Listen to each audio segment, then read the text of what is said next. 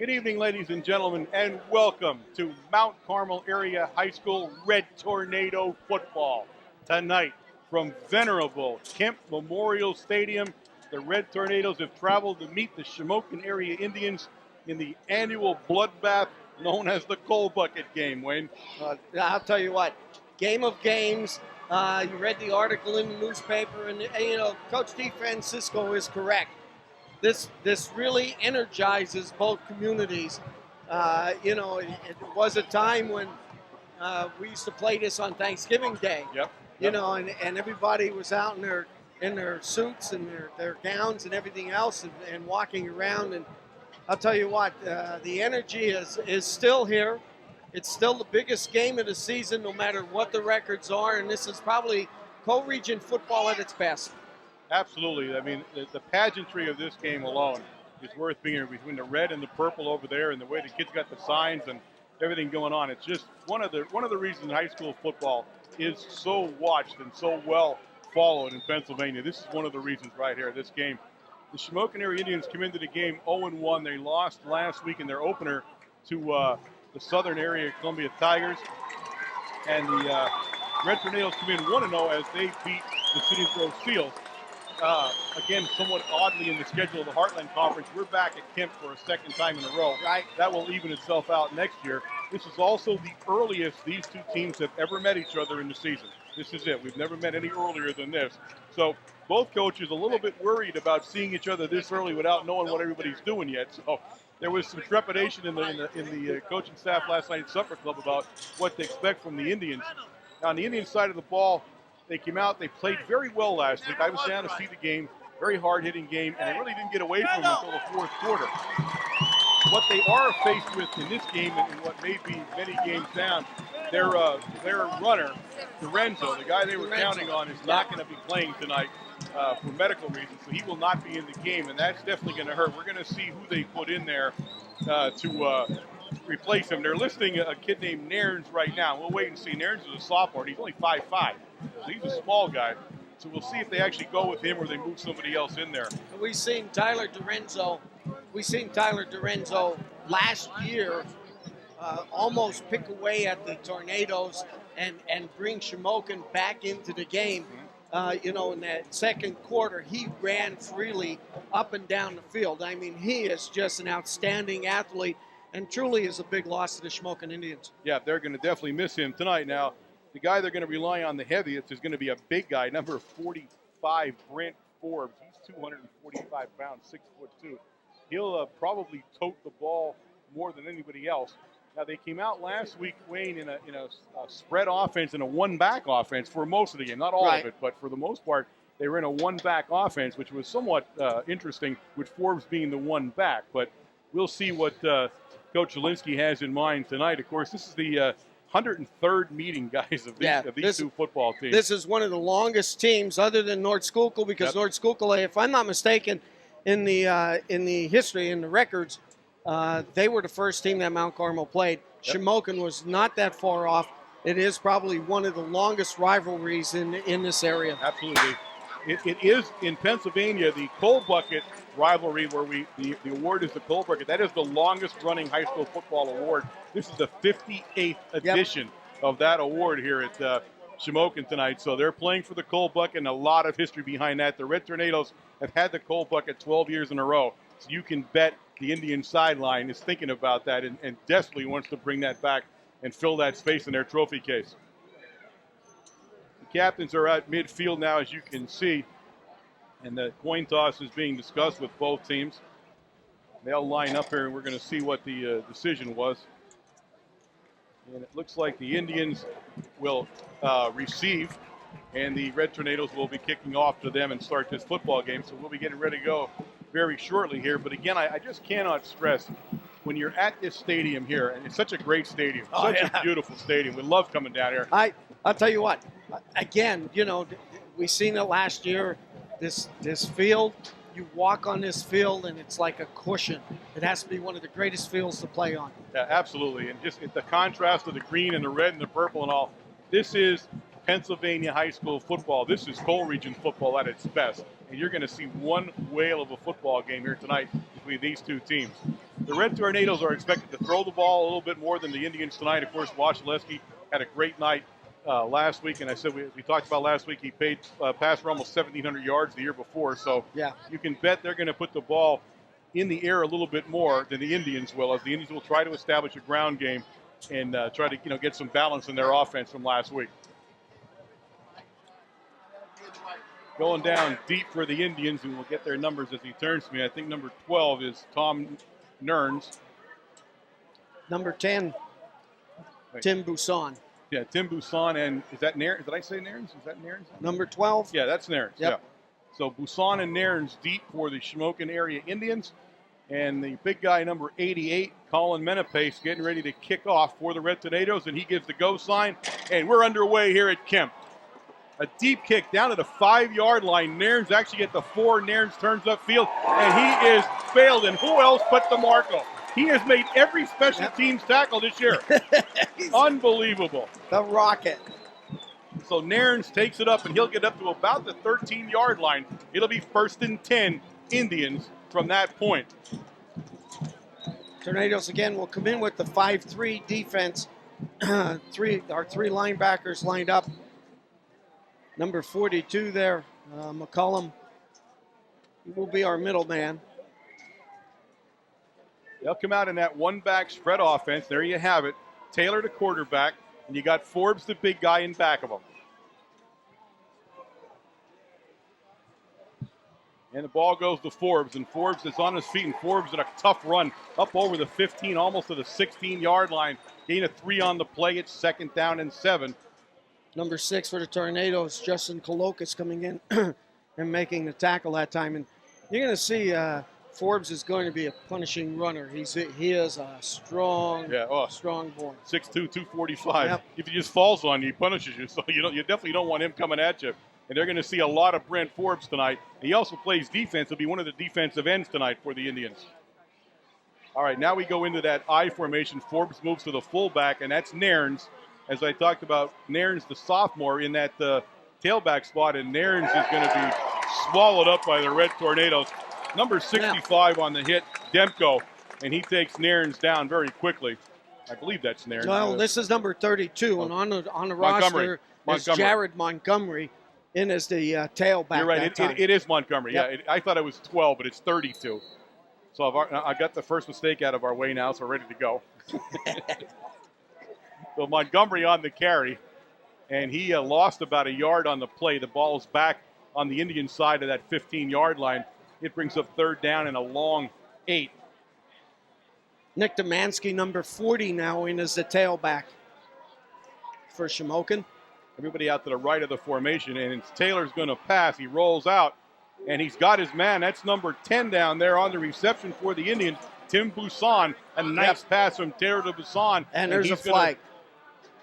And he's going to pick up the 1st down. He picked up the 1st down. Ball out of the 25-yard line, but the flag is right at the 25-yard line. We'll see who they're going to call this against. He comes out, and he's going to a push on the Red Tornadoes, which the Indians will take, and they'll move the ball. I think it'll move it further than it is right now if they take the penalty.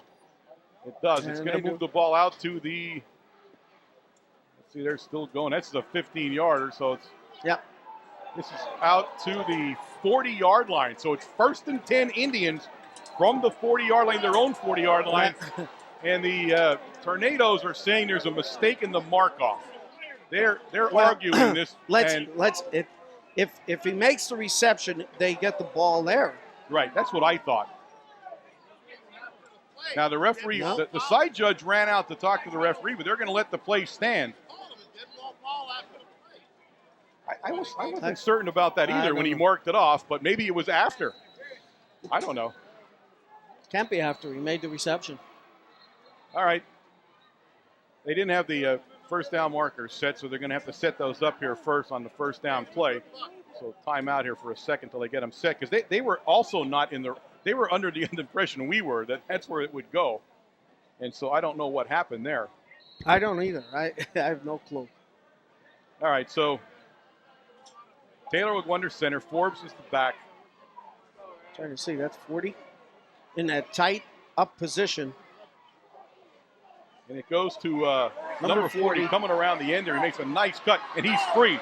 He is free in the ball game, and that is Demansky. And Demansky still on his feet in the Red Tornado territory at the Red Tornado 28-yard line. Nice blocking by the line there for Shamokin on the left side of the defense, and the right side of the defense. And Demansky picks up huge yardage on that carry, all the way down to the 28-yard line of the Tornadoes.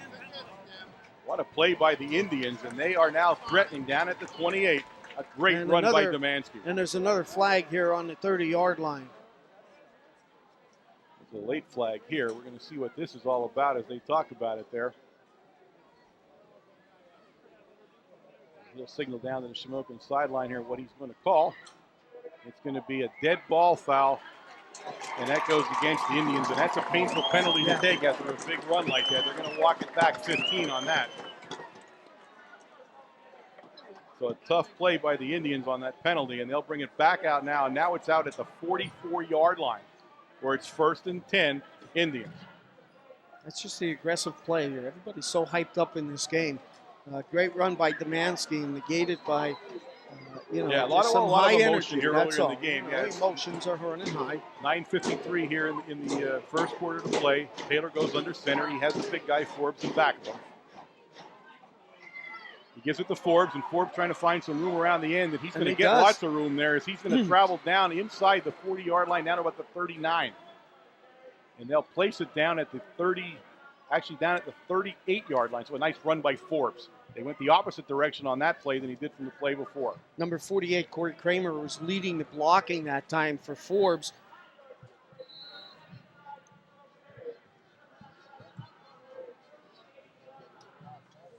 The Indians open up with a head of steam here to start this football game. Again, a one-back offense. Forbes stays in the backfield. You've got Demansky in kind of a slot position there.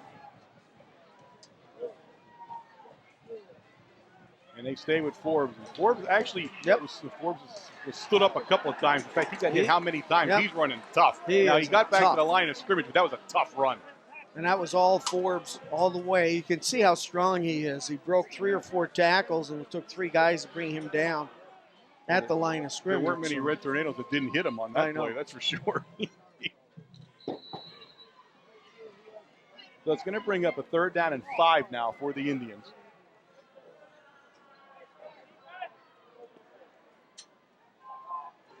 They'll stay in that one-back offense. We saw them in that most of the game last week, and they're going to stay in it this week as Forbes remains in the backfield as the one guy. Everybody is out to the right of the formation now. There's a trips right. Taylor fakes to Forbes, looks downfield, and he throws an interception right to Kovaleski. Either he didn't see Kovaleski or he just got it too low. Number 44 on the play, Craw making the tackle. And a flag down right at the 45-yard line. Where the quarterback was hit after he threw the ball. So we'll see if this interception stands now with the penalty. They're talking it over there.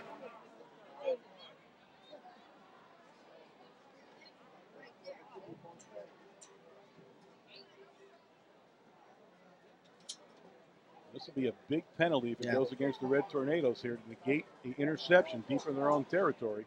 Well, what are they discussing? If they intercepted the ball before the infraction? I'm really not sure. After last week when they had that discussion about the measurement that lasted a day and a half, I'm not sure what to tell you what's going on here now. But we do make a lot of discussions between officials these days like we didn't before. Right. All right, he's getting ready to tell you what he thinks happened. And he calls it a dead ball foul, and he calls it against the Red Tornadoes. So the Red Tornadoes, the result of that is the Red Tornadoes will take the ball, but take 15 yards back off the interception. Right. So it happened after the interception, as you were correct. So the ball gets bounced back down to the Red Tornado 19-yard line, where it's 1st and 10, Red Tornadoes on the Kovaleski interception. Washleski trots into the huddle. You're going to see a Zielinski trademark here, an aggressive defense.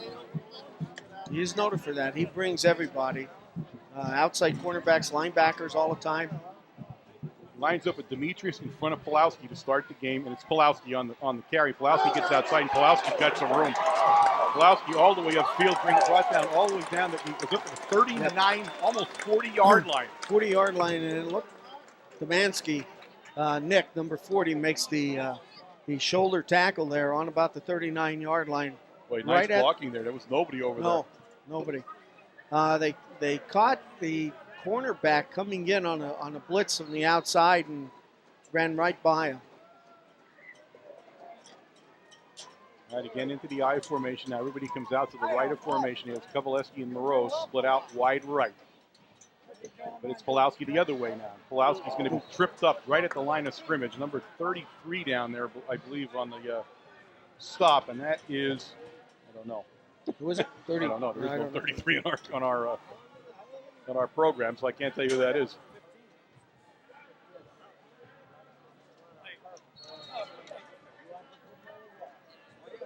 Try to get that from the public address announcer, but we're inside of a closed press box, so we're going to have a hard time figuring that out, too. But we'll try to get his name, and if not, we'll get it at halftime.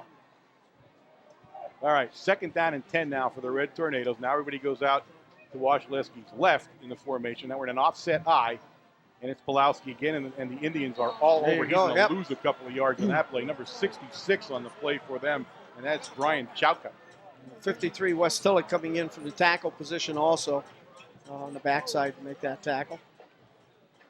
So after a big run, the Indians stiffen there, and it's 3rd down, and it's 3rd down about 12. The scoreboard says 10, but it's about 13. Okay, now 3rd down about 13 now. As Kovaleski brings the play into the Red Tornado huddle. 6:43 and counting here in the first quarter.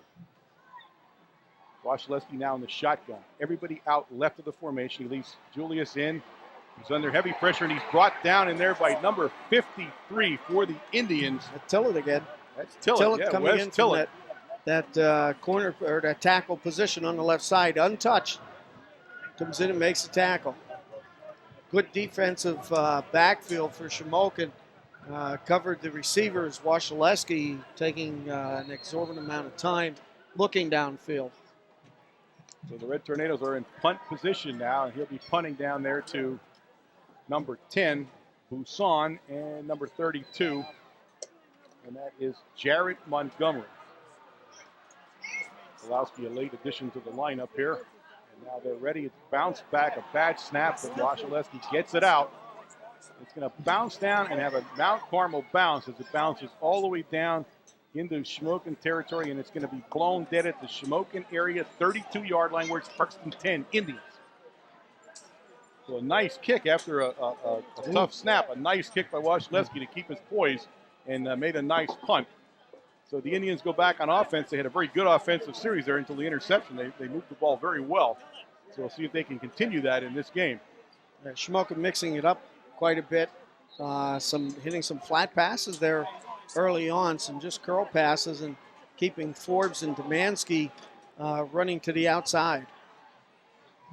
And Taylor under center now. He's got 2 guys out to the left. He has Montgomery in the slot, and he looks to the left, and he hits number 21 down there for the Indians, Maroli. And Maroli is taken out of bounds up around the 35-yard line. Gain of about 3 on the play at 2nd down and 7. They're just playing off the defense. Defense that time playing back a little bit off the receivers. Maroli steps back off the line of scrimmage about 2 yards. He takes the reception off of Taylor and cuts upfield. And now they're going to go into the I formation. That Forbes will be in front of Montgomery here in the I formation. And it's Montgomery, and he's going to be brought down for a gain of about a yard on the play. 65 on the play for the Red Tornadoes. Demko on the stop. It'll bring up 3rd down now. And we'll call it 3rd down at about 5. About 5. That's Trevor Demko. Of course, we have 2 Demkos on the team. We do have 2 Demkos there, yes. We got to make sure we give them right. Which time. one's doing what there?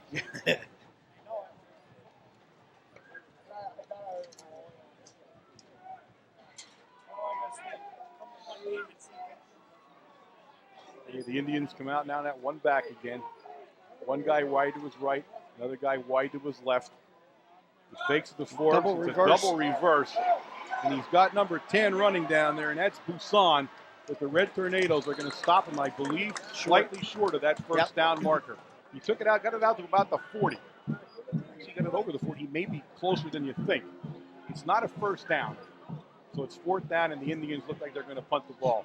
A nice play there, and again, the Indians pulling out all the stops on that one, aren't they? When was the last time you've seen a double reverse? Yeah, that was a nice quite play. a few years. I think Line Mountain a few years ago tried that in one of the playoff games.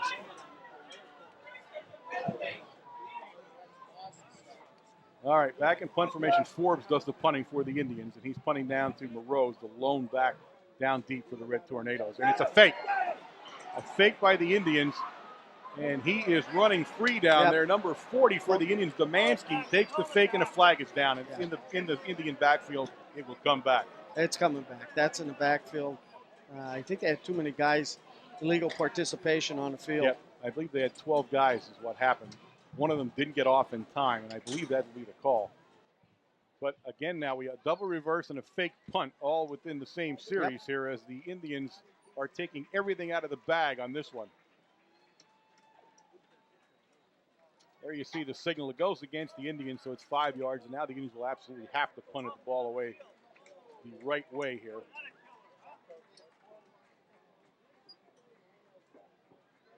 So Moreau will go back one more time, only this time Moreau will line up around the Red Tornado 35-yard line, I would think, when he stops. Yeah, he stops right around the 35. Forbes is punting from his own 22-yard line.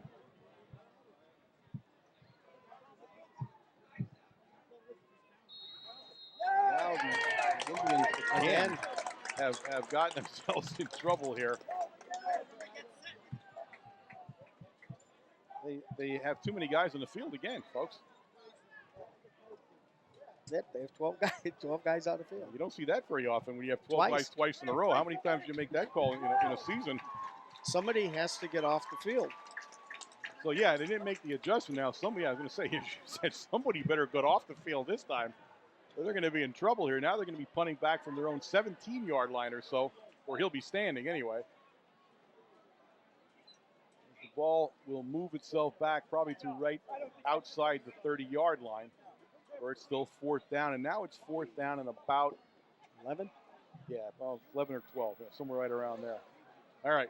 The Indians are going to try this one more time here, as they've had a heck of a time trying to get this punt off.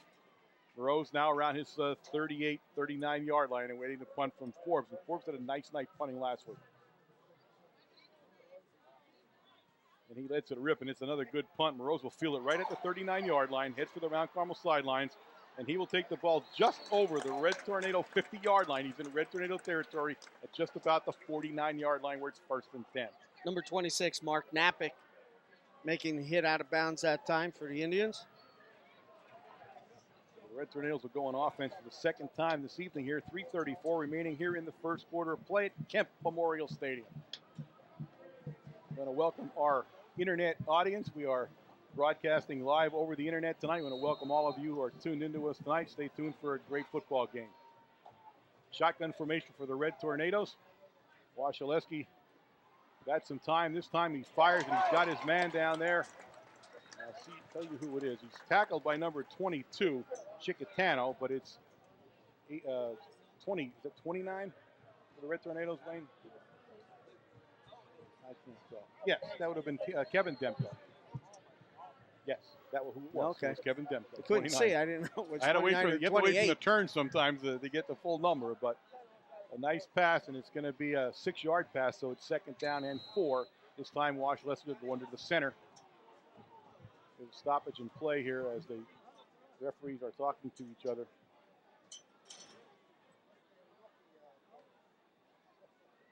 Sure, this group doesn't seem like it worked together before. I don't know. Well, the head referee was trying to call one of our guys, one of the Tornadoes, illegal substitution, but the only problem was he never went in the huddle. Demetrius on a hard run, and Demetrius picks up the 1st down at the Shamokin area 36-yard line. A nice run again. We saw Julius running hard last week, and he's continuing that tonight. So it's 1st and 10, Red Tornadoes. Brian Chowka, number 66, and number 32, Jared Montgomery.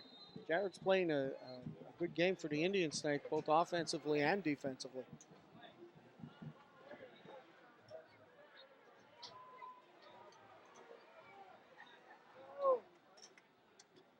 center again. We have the I formation. We have DeMarco actually in at that fullback spot, but he throws, and he's got Pulowski, and Pulowski can't hold on.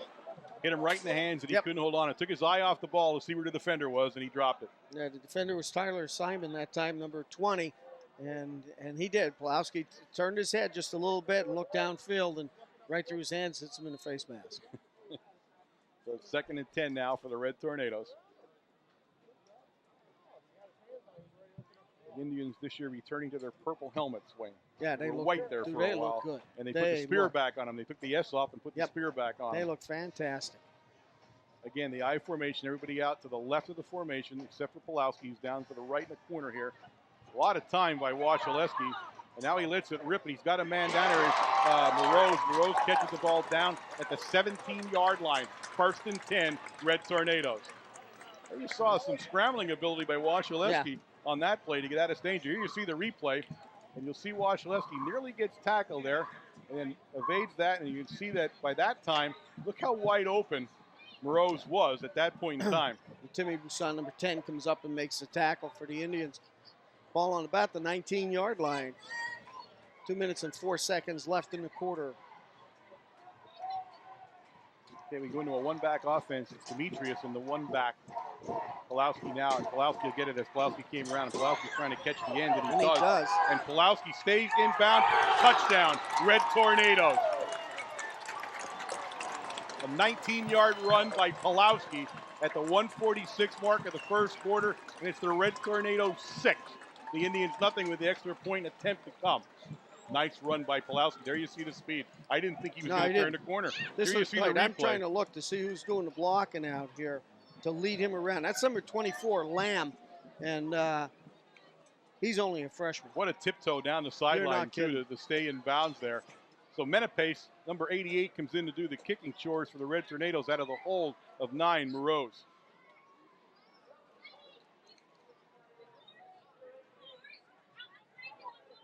All down, and it is up, and it is good.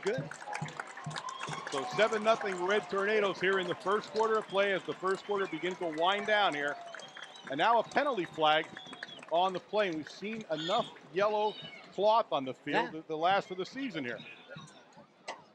Now, where it is thrown, you would assume it's either roughing the kicker or roughing the holder. That's where it looks like where it's at. I don't know if that's true or not. But it's in the Red Tornado backfield. I'm guessing that's what it is. Okay, roughing the kicker. Yep. Now, the Indians have got to clean up their act here. I mean, they're taking some pretty big penalties, and that always in a tight game hurts you. So they're going to have to get control of their emotions a little bit here as this game wears on. Yeah, we've seen the first one when Demansky ran all the way down to about the 22-yard line. A beautiful run by Demansky. And now, of course, we're going to wait to see here because, Wayne, they not only do they rough the kicker, they hurt him.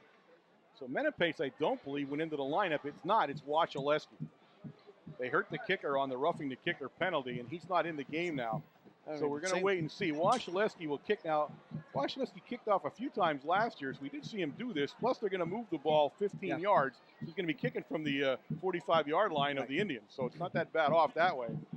But I saw Menapace limping around a little bit. There he is. He's down there. He's staying. He looks like he's going to be okay, but they're going to there. You see them move the ball up to about the 45-yard line, so Wachaleski will not have to get much leg into it to pin the Indians back. Busan and Nairns deep for the Indians, and they're in their own end zone here to receive the kick from Wachaleski. Colin Menapace, number 88. He's on the sideline. He's changing his shoe already. He'll be back in. Well, the only question here is DeMarco going to make the stop? It's going to break his record. The only question here is, does he make the stop or not? Okay, Marcus lets it rip, and he's going to kick it well into the end zone, deep into the end zone, and the Indians wisely decide to keep it there. So Busan touchbacks the ball, and it will be 1st and 10 Indians from their own 20-yard line here. Nice kick by Marcus. Yeah, he actually did a nice kick, didn't he? Excellent job, yeah. Yep, he had him back at the last yard or so of the end zone. All right, the Indians come back on offense now, trailing 7-0 here in the football game. We'll see what they decide to do. They've had a pretty good offensive showing Yes, tonight they so have. far.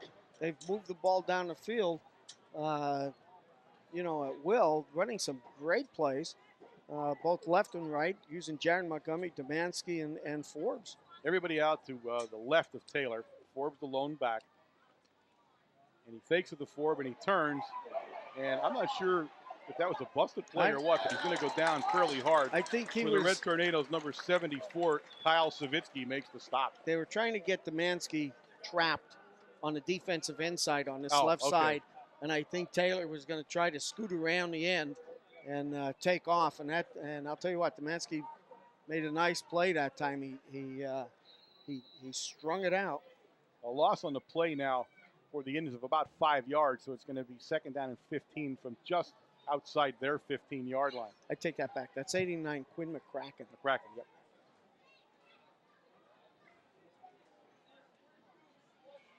All right, now he goes into a split backfield. First time we've seen this tonight. And he goes to the split back, the smaller of the two backs, so he'll gain I didn't see who that nothing. was either. It's either Montgomery or Nairns. We'll see which one gets off the pile down there. Montgomery. Montgomery, 32, carrying the ball. But he's brought down very early down there. McCullum had something to do with that. So he gained about 2 yards on the play. It'll bring up third down and 12 for the Indians. The ball at the Indians' 17-yard line. We're inside of a half a minute to play here in the first quarter.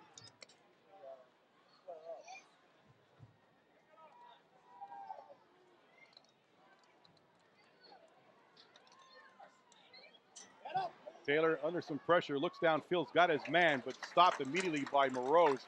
He hit Montgomery out at the 25-yard line, but not enough for the first down, and the Indians will have to punt. And all they will say to him as they're going to end the quarter, so they're going to have some time here, but make sure they count helmets before they send them in on this next punt, because they had a heck of a time. It's going to bring up fourth down and probably fourth down and about 7 for the Indians. That's the end of the first quarter of play here, with the score of the Red Tornadoes 7, the Shamokin area Indians nothing. The second quarter underway here. The Indians will begin the quarter by punting. Morose is going to be right around the 50-yard line. That's where he's going to line up at. And Forbes will be kicking from somewhere down around his 14-yard line when he finally punts it. It's 4th and 6 officially now for the Indians.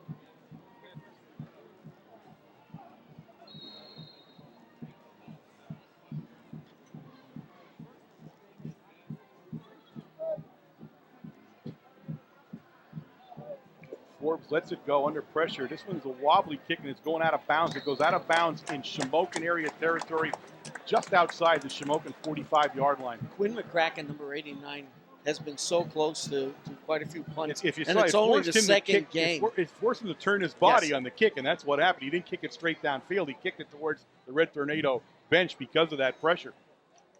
But he's and it's only early in the season. He's been so close, both in the Selinsgrove game and here. Mm-hmm. So it'll be 1st and 10 Red Tornadoes. We're going to call it at the Shamokin area 46-yard line where they'll start.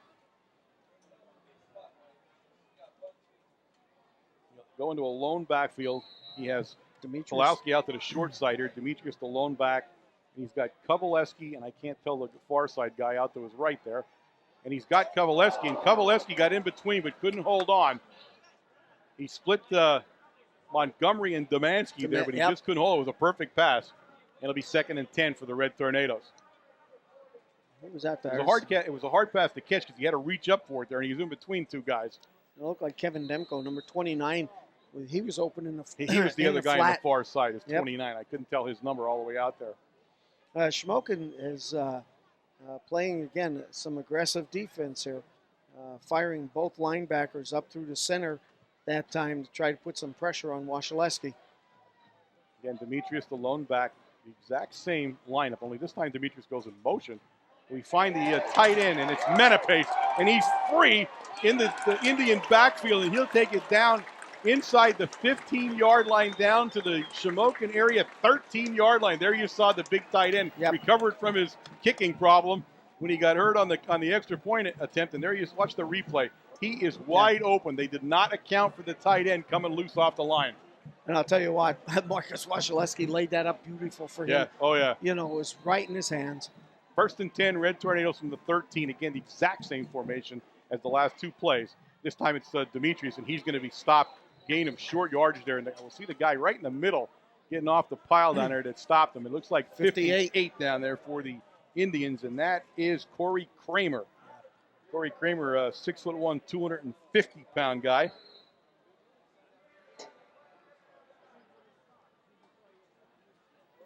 He's a senior. And now we go into the shotgun on a 2nd and 9. As he's under a lot of pressure, but he fires downfield, and again, right through the hands, but a penalty flag right at the goal line. We're going to throw a penalty. You're going to throw it on the Indians. Demko was the intended receiver. It was a little high, and Demko didn't hold on to it. And I did not see the Shamokin penalty. I'll be truthful with you. I don't know what that was where we're at. Here we'll see the replay. We'll see if we can catch anything on the replay here. There you see the pass downfield. No, you can't see it. We got too many guys in the way there. So I didn't see anything watching it. It was a pretty touchy-feely penalty there, if you ask me. So it's going to bring up let's see. It's going to bring up halfway to the goal. It's going to be on the 6-yard line, but it's not going to be, or is it a first down? Is it first and goal from the 6 line on the penalty? Yep, it is. Yes, it is. It's first and goal now from the 6 for the Red Tornadoes on that penalty against the Shamokin area backfield. And it's Demetrius. And Demetrius is loose, and Demetrius running hard. Julius down to the 2-yard line, stopped in there, following by number 20 for the Indians, Tyler Simon. Corey Kramer again, 58, coming in, making the initial hit that time, loosening up Demetrius's feet, slipping on the turf, getting down to the 2-yard line. Jared Morgan, number 2, comes into the offense for the Tornadoes. 2nd down and goal from the 2. Now we go into an I formation now. James Goins, number 50, the lead blocker. And it's Demetrius, and he's into the end zone at the 10-18 mark of the 2nd quarter. The Red Tornadoes go up 13-0, awaiting the extra point attempt.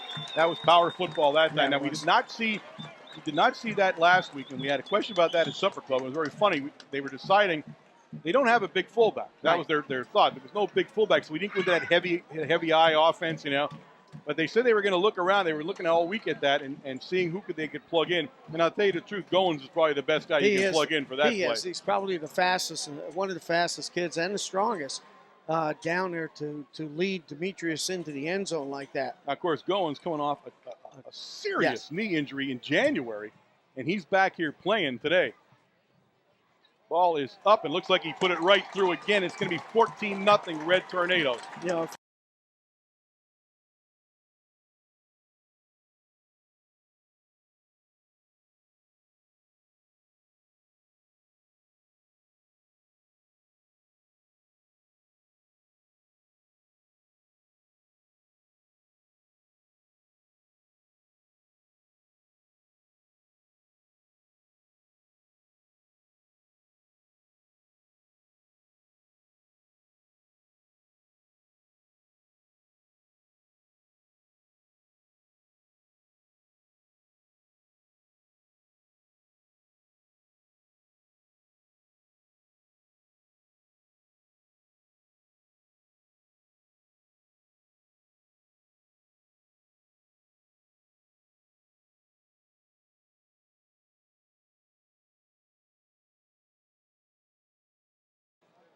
All right, men at pace will get ready to tee this thing up. Down deep again for the Indians will be Busan and Nairns.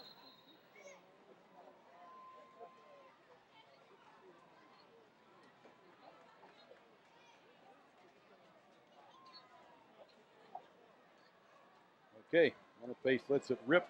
It's a nubber, a short one, down along the 45-yard line. And that is picked up by number 44, and that's Craw. And Craw tripped up very quickly after he picked it up. A good field position for the Indians as they'll get the ball outside the 30-yard line at their own 33. Craw got shaken up a little bit on that tackle. Yeah, he went down. He sort of planted his foot. He was trying to make a cut and planted his foot. And he took a helmet right on the pad as he was going across the field. So he's down. In fact, he's down on the field. He didn't make it to the sideline. So we'll see as they tend to him down there, the training staff. And of course, training staff on both sides of the field tonight from Star therapy. Yes. As they provide therapy and both of these training teams. services to both schools. Yes, Matt O'Brien. Mr. O'Brien is over on the Shamokin side, and Mr. Tom Swaldy is over on the Tornado side. It was funny, when they played on different nights, I was laughing. Friday night, last night at Seasonville, both of them were at the Mount Carmel game. And then the next night, Saturday night, when they played at Southern, both of them were on the Shamokin side. So they work out pretty well that way. But that's an excellent group, and I'll tell you what, and that's partially the reason or a big reason that Goins was able to come back when he did, because he did all of his rehab up at the Star.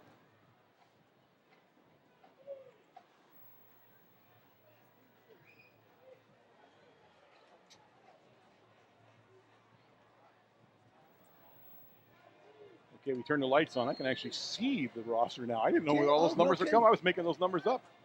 All right, the Indians now go into a full backfield. I mean, this is the first time we've seen this tonight. All three guys are in the backfield, and they give it to Montgomery, and Montgomery picks up some big yardage. He stopped down there by number 2, Morgan, but not before he gets out over the 45 out to almost the 47-yard line. 1st and 10 Indians, and a nice run. Nice run. There you see the full backfield that we hadn't seen before. You had Forbes, Demansky, and Montgomery in that backfield, and now they're going to go back into that same power I formation there. Number 57, Jake Phillips, is playing that right tackle position. He was the one that opened up that hole for the Indians. Again, the last back through, and this time the Red Tornadoes are going to have nothing. Goins all over the play along with McCullum, and they throw him for a bit of a yard loss or so. So the Indians, if nothing else, the Indians keep you thinking in this ball game. Yes, they do. They tried to run that full power to the right. They actually pulled the left guard that time, or left tackle. I think it was 57 that time, Jake Phillips, to try to come up through the hole. But unfortunately, their penetration by the Tornado defense was a little bit more. All right, 2nd and 11 now, the same exact formation. This is a tight formation. Nobody is out wide in the formation.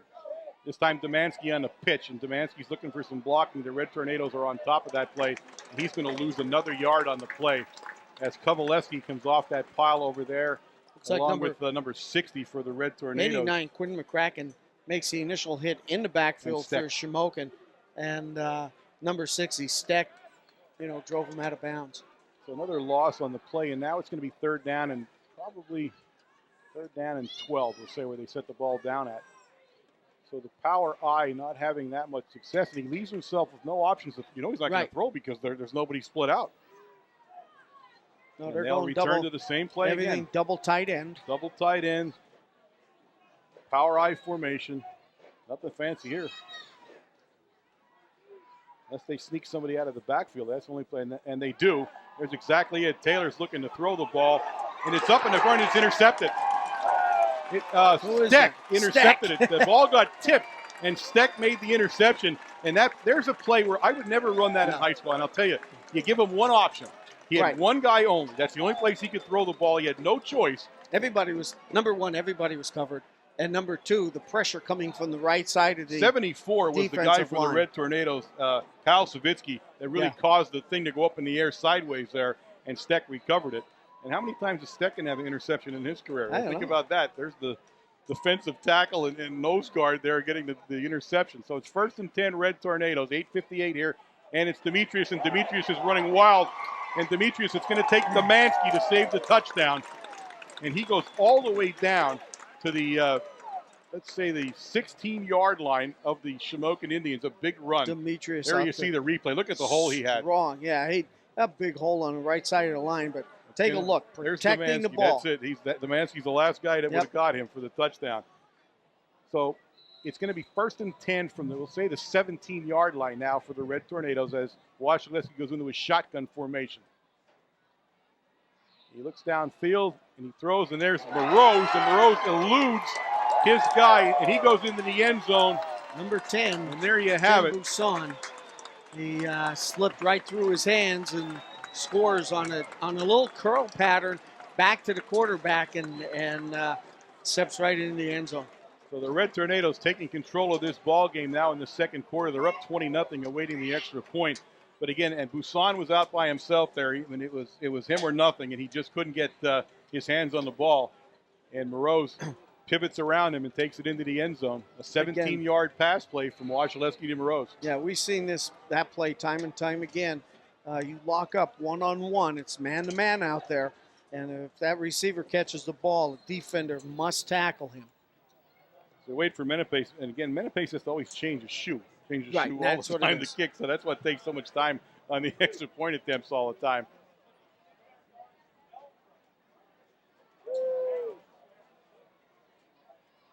Coach Icatano going in. And Coach Icatano has been taking care of the specialty teams for quite a few years here. How can you actually tell he's in the huddle? I can tell. You can't see him. There's like a glow around him. Just one of those guys. I'll take your word for it, but as far as I can tell, there's nobody in that huddle. And the funny part, he'll be laughing about this on Wednesday. I hope. No, there he is. You're right. He wasn't. Yeah, I told you. He's actually in there, and he probably right now, knowing him, he took a sandwich order and wanted to know what kind of topping on the pizza. All right, we get ready, and you'll see Big 88 there. And what always amazed me about his extra point is look at the small amount of run-up he takes to it. Yeah, I know. He's right on top of the ball. He doesn't do much of a run-up to do it.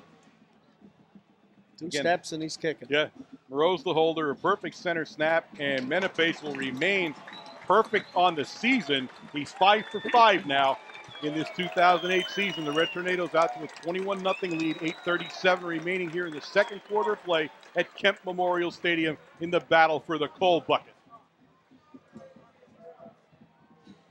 I'm a little surprised about the power I. Yeah, so am I. I was just going to say you're not giving a guy a lot of options on that power I formation. Now, again, and I'm saying I'm surprised that if it worked, then I'd be, what do I know about it? But I'll say one thing. He comes out, he'll be in a one-back offense for all 4, 5, 6, now whatever it takes. Then he comes out and he's in a split backfield for a couple of times. Then he's in a full house backfield a couple of times. I'll tell you what, they use every play you can think of when they're on offense. Double reverse. But I think they were moving the ball much, much better when they were in either single or split backfield. Well, in that power I mean, all 11 Red Tornadoes were standing on the line. So, I mean, again, when he did try to sneak somebody out, there just wasn't enough time. All right, Menepace gets ready to tee it up here. Again, Busan and Nairns deep for the Indians. And again, this is going to go short, and it's going to bounce down, and it bounces the other way, so they're going to have to cover it. And they do, and that was a weird bounce. Number 44 saves the day for the Indians. Crawd, he's the same guy in the last kickoff. But the ball took a weird bounce back towards the Red Tornado side, and they had a fall on it, or it would have been a recovered fumble. So the ball out just over the 26-yard line, where it's 1st and 10 Indians. And we'll see what offense they trot out for this series because I guess we see the wishbone. He's got to come out and mix it up a little bit. Taylor was throwing the ball nice. He had Montgomery open quite a few times downfield, and they have to come back to that to stay in this game. Well, they are. They came back to the one-back offense here now. He hands it to Forbes. Forbes is a big hole. I mean, he is lumbering down. Look at Forbes. He's hard to bring down. And finally, he will be brought down there by Demko. But he's a load when he's in the open field, and he's going to pick up a first down out over the 40-yard line, almost out to the Indian 42. So a nice run by Brent Forbes.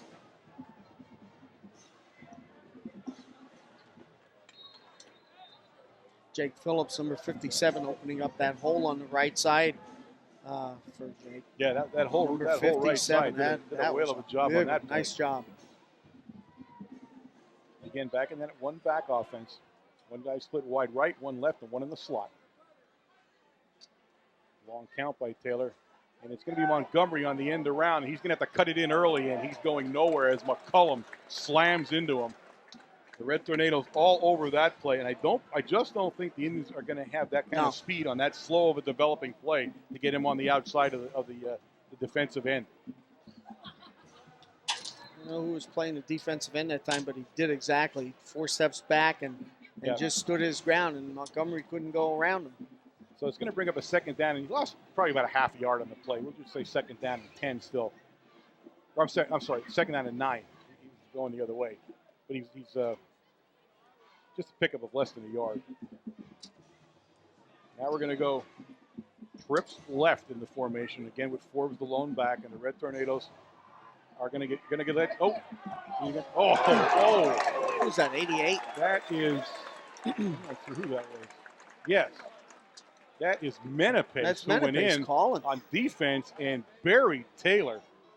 Wow. Taylor trying to roll out to his left side that time, looking for a little bit of room, but Menepes come up real quick and makes a stop. Loss on the play. It's now going to be 3rd and 13. And Taylor, a very small quarterback, and that's partly his problem is when you get, especially when you have somebody like Menepes, you can't see over him.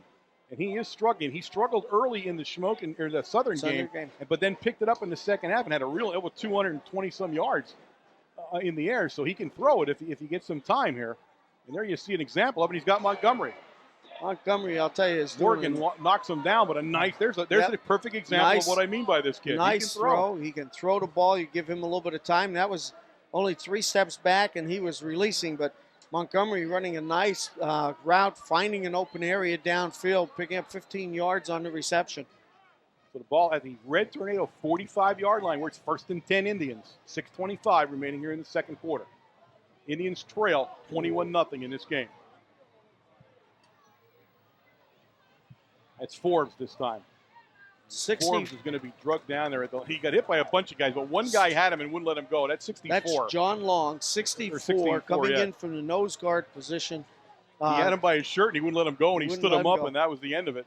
He had the center on top of him, trying to block him out of the way, but John grabbed on and wouldn't let loose. Gained of about a yard on the play. 2nd down and 9 now. T.J. Hiroman, number 82, comes in. See where he's playing the corner position. Look at that trips to the short side of the field now with Forbes the lone back. He fakes it to Forbes. He's got plenty of time as he rolled up. Plenty of time this time. He's got a guy. He's got Poussin, and Poussin is free. And Poussin will score. The Indians on the scoreboard at the 5:31 mark. That was a 44-yard pass from Taylor to Poussin. Right on the numbers. Taylor coming over, and there was nobody blocking for him. Offensively. Here you see the replay coming at you, folks. Taylor came around to the right side and just released the ball, and number 10, Timmy, caught that ball in about the 7-yard line and takes it in. He had a step on Kovaleski, and that's all he needed, that close to the goal line, and the Indians are on the board. In to attempt the extra point now is, who is it? Who's attempting the extra point? Can you see the number? I can't see. Puts it up, and it looks 42. like it is good. So 42 on the kick for the Indians, and I couldn't see his number until he turned around. Jared Spears on the extra point, and it's 21-7 now. Mount Carmel still leading, but a very impressive drive by the Indians. And this is what they did against Southern Area in the second half. In the second half, they started blocking a little bit, giving Taylor some time. Taylor's hitting his man downfield for big gains. Well, they're definitely mixing it up on offense. I'll say that for them. I mean, my goodness, they throw everything at you but the field itself. They are really going at it on offense as far as formations and different matchups. And that time it paid off for the Indians. And that was a pretty pass by Taylor. You can see that if you give him time, he can throw the ball as good as anybody. Now, Forbes actually does the kickoff duties here, not Spears. Forbes is their all-around man. He doesn't leave punts. He does the kickoffs and plays offense and defense, so he doesn't leave the field. He's got to be a tired puppy at the end of the night, that's for sure, because he puts 100% out there.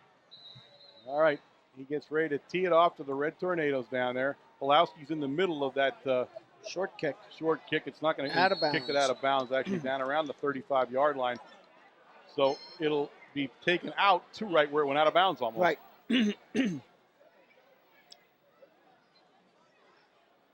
Tornadoes should have the ball on the 35. And they will. And that's almost exactly where it went out of bounds is at the 35. So on the penalty mark-off, it goes out at the 35 on a kickoff.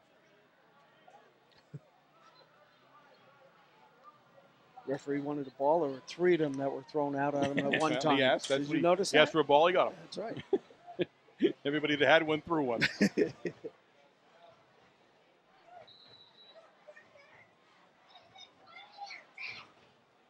Wasilewski brings him out. He's in an I formation. He's got DeMarco in front, but he goes to Pulowski. It's knocked down at the line of scrimmage. Somebody tipped it at the line of scrimmage. Jonathan Craw, number 19, tipped that ball. got up in the air. Great play. Trying to isolate Pulowski on the short side of the field, but ball never got to him. Brings up 2nd and 10 now for the Red Tornadoes at their own 35. Both of these teams just content to stay short. Little short passes, nothing. The last one there to Timmy was a long pass for the Indians, but everything else has been short for both of these teams. The Red Tornadoes in a tight offensive formation. He put number 24, that's Myrick Lamb, and he put Lamb, the freshman, I might add, in. And look at Lamb's up the sideline. Myrick Lamb, I can't tell where he stepped out, but it looks like they're on the 49-yard line. But there you see a freshman player for the Red Tornadoes carrying the ball here. And we had heard a lot of good things about him in preseason, and so far they all seem to be correct. He runs the ball with authority. They said he worked hard, and they brought him up, and you can see what one player will do for a team. They put him in. You give Julius a break. You give DeMarco a break in there. Let them rest their legs a little bit and let him carry the ball. He picks up a big first down for you. Now, he took it out to the 48 where it's 1st and 10, but now there's a flag on the play. And I'm like, it was thrown by the judge, the line judge here in front of the Red Tornado bench. So I'm not sure if he's calling a bench penalty or what he was calling. They want everybody. It could be a warning too. It is everybody back. There are lines on the field for both teams to stay back, and the first one is a warning to both benches. All right, under center and first down is Wasilewski. He faked or gives it to Demetrius, and Demetrius got himself a head of steam, and he takes it into Shamokin area territory down at the Shamokin area 44-yard line. Nice run by Demetrius. Yeah, Demetrius has been running strong since last week, that first game, and what we notice about Demetrius is he's cradling the ball with both arms as he is going through the line and protecting it. He then gets down outside 5 yards off the line of scrimmage, and then he starts carrying it with one arm. 2nd and a long 2, and they'll give it back to Demetrius, and Demetrius will not pick up the first down. He picks another yard up or so. Stopped in there by the interior line. Number 71, Troxel, was one of the guys that knocked him down there. Chauka, number 66. Chauka. So it brings up a 3rd down now and 1.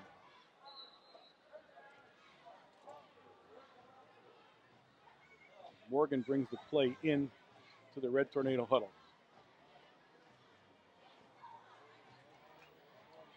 Again, powerhouse backfield. We have Goins in front.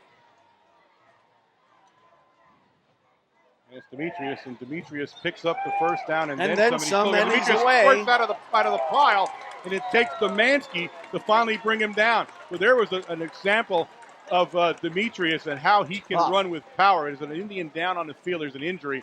But what a run. There you see it on the replay. But he stopped twice there, and he still squirts through. I'll tell you what, he was up working with us in the gym, and what a strong kid.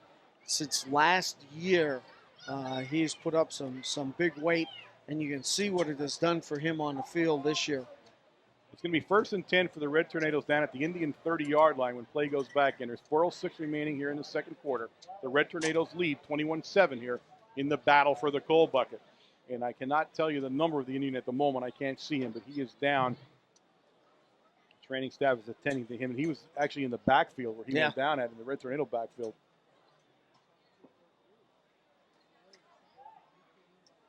So I don't know if guys noticed that it's 32 Montgomery. He's actually the guy down, so they're going to let him take a little bit of a rest and then stand him up. I don't know if you noticed it in the broadcast. Those of you who watched it on Wednesday night, the clarity of this broadcast with 2 new state-of-the-art cameras. I mean, absolutely state-of-the-art cameras are being employed by Mount Carmel tonight, the WKMC TV. And, of course, I'm going to go. I did forget the crew last week, too, but I will not forget them this week. We'll go over that crew. When we start talking about the cameras, the cameras are only half of the deal there. You have to really thank the board of directors for Mount Carmel for putting their time and effort and the finances, the support of the TV station is just for years. And I'll tell you what, it has really shown it over the last 10 years. They've done an outstanding job. All right, out of a first down, we're in the shotgun formation. Everybody out to the left of the formation. So Tripp's left. He looks downfield. He's got plenty of time. And he throws. He's got Kovaleski, and Kovaleski catches it and rolls down around the 10. We'll see where they place it to see if it's a goal. Yeah. We'll see where they put. If they put it inside the 10 or on the 10, it is, and it is. It is. So it's now 1st and goal for the Red Tornadoes, and the ball just inside the 10-yard line of the Indians. The Indians were following Pulowski, number 21, down through the middle of the field, and that left him open on the left side. Kovaleski on that hash mark. All right, Demetrius, the lone back in the formation. Now everybody was out to the right, but they give it to Demetrius, and he's going to run hard. He's going to finally be stopped down there by the big guy, number 60.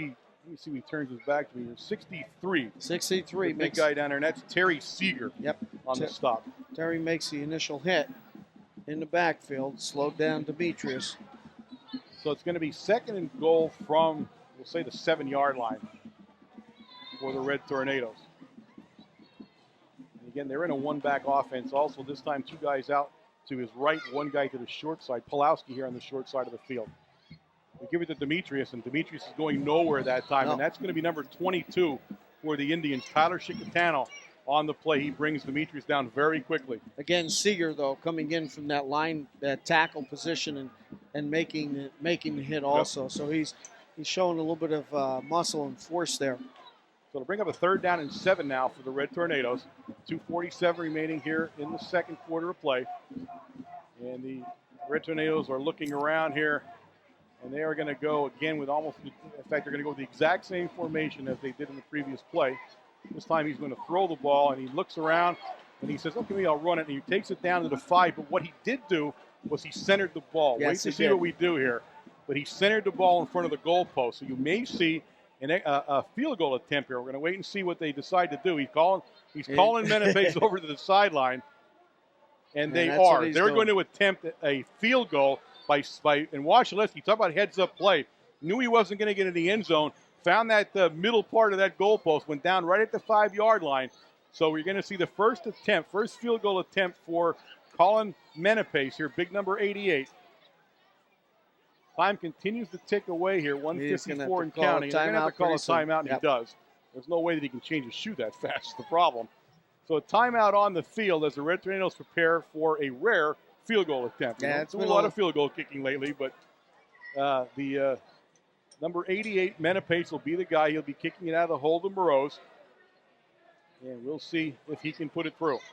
He's been perfect on the season on extra points. He's 5 for 5. This is just 3 yards difference from an extra point. So we'll see what happens. Red Tornadoes, now you can tell the Red Tornadoes don't do this too often because not even everybody's sure where they should be on this. I'll decide, am I in, am I out? Where am I going on this play? This is your extra point team. That's what it should. That's who should be out there. But he's got it almost smack dab in the middle of the goalpost. Yeah. So I mean, this because Menepace is a straight-on kicker, and you know this more than I do. You got it on a tough. I mean, the angles get a lot tougher the shorter in you are. So they had to try to get it centered up there a little bit for him. So here we'll go. We'll see how this attempt fares out. If he misses it, remember the ball come out to the 20. All right, Menepace says, I'm ready to give this a rip. He has his usual 2-step lead up. Down and up, and it is, boy, he kicked out with authority, but he didn't get it through. He got it left. So the Red Tornadoes do not get the ball in the end zone or over the goalpost, and it remains the Red Tornadoes 21, the Shamokin area Indians 7 at the 1:46 mark of the second quarter. He kicked that one too hard. You see how hard he kicked that one. That when you kick him that hard, though, and that with that authority, you're in the right position at the ball. Mm-hmm. That's where he wants his kicks like that. He wants them with authority, flying through, and he was in the right position. All right, the Indians will take over at their 20. 1st and 10, and he will Taylor will have a trips left in the formation with Forbes, the lone back. But he gives it to Forbes, and Forbes picks up some nice yardage, knocked down there by Clokus. And I'll tell you the guy getting off the bottom there, looks like number 60, Steck. So Clokus and Steck combined to bring Forbes down. And Forbes brought it up 6 yards. Yes, he did. At the 26-yard line where it's 2nd down and 4. And hurry up offense here for Shamokin Indians.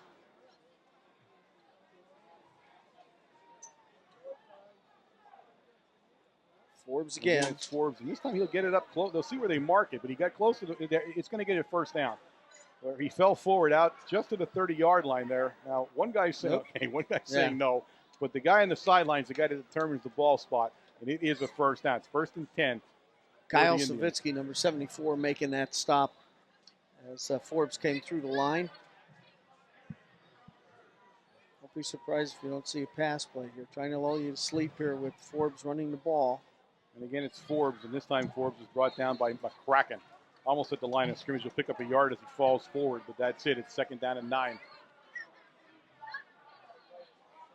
50 seconds left in the first half of play. McCracken's a textbook tackler that way. He got him down low. You don't want to take Forbes head on, and he went down low and brought him right down.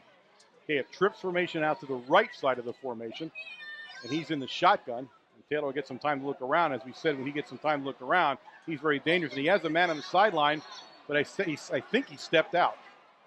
Oh, they're calling that in on the 50-yard line. I mean, he stepped out. Yep. I'm afraid he just stepped out of bounds. He didn't catch that in bounds. They're going to give it to him up at the 50, 40. It's in Mount Carmel. Inside Red Tornado territory. Yep. Now, I was hoping we get a replay on that, but we're not going to see that. So it's 1st and 10 Indians just inside Red Tornado territory. 27 seconds remaining here on the clock.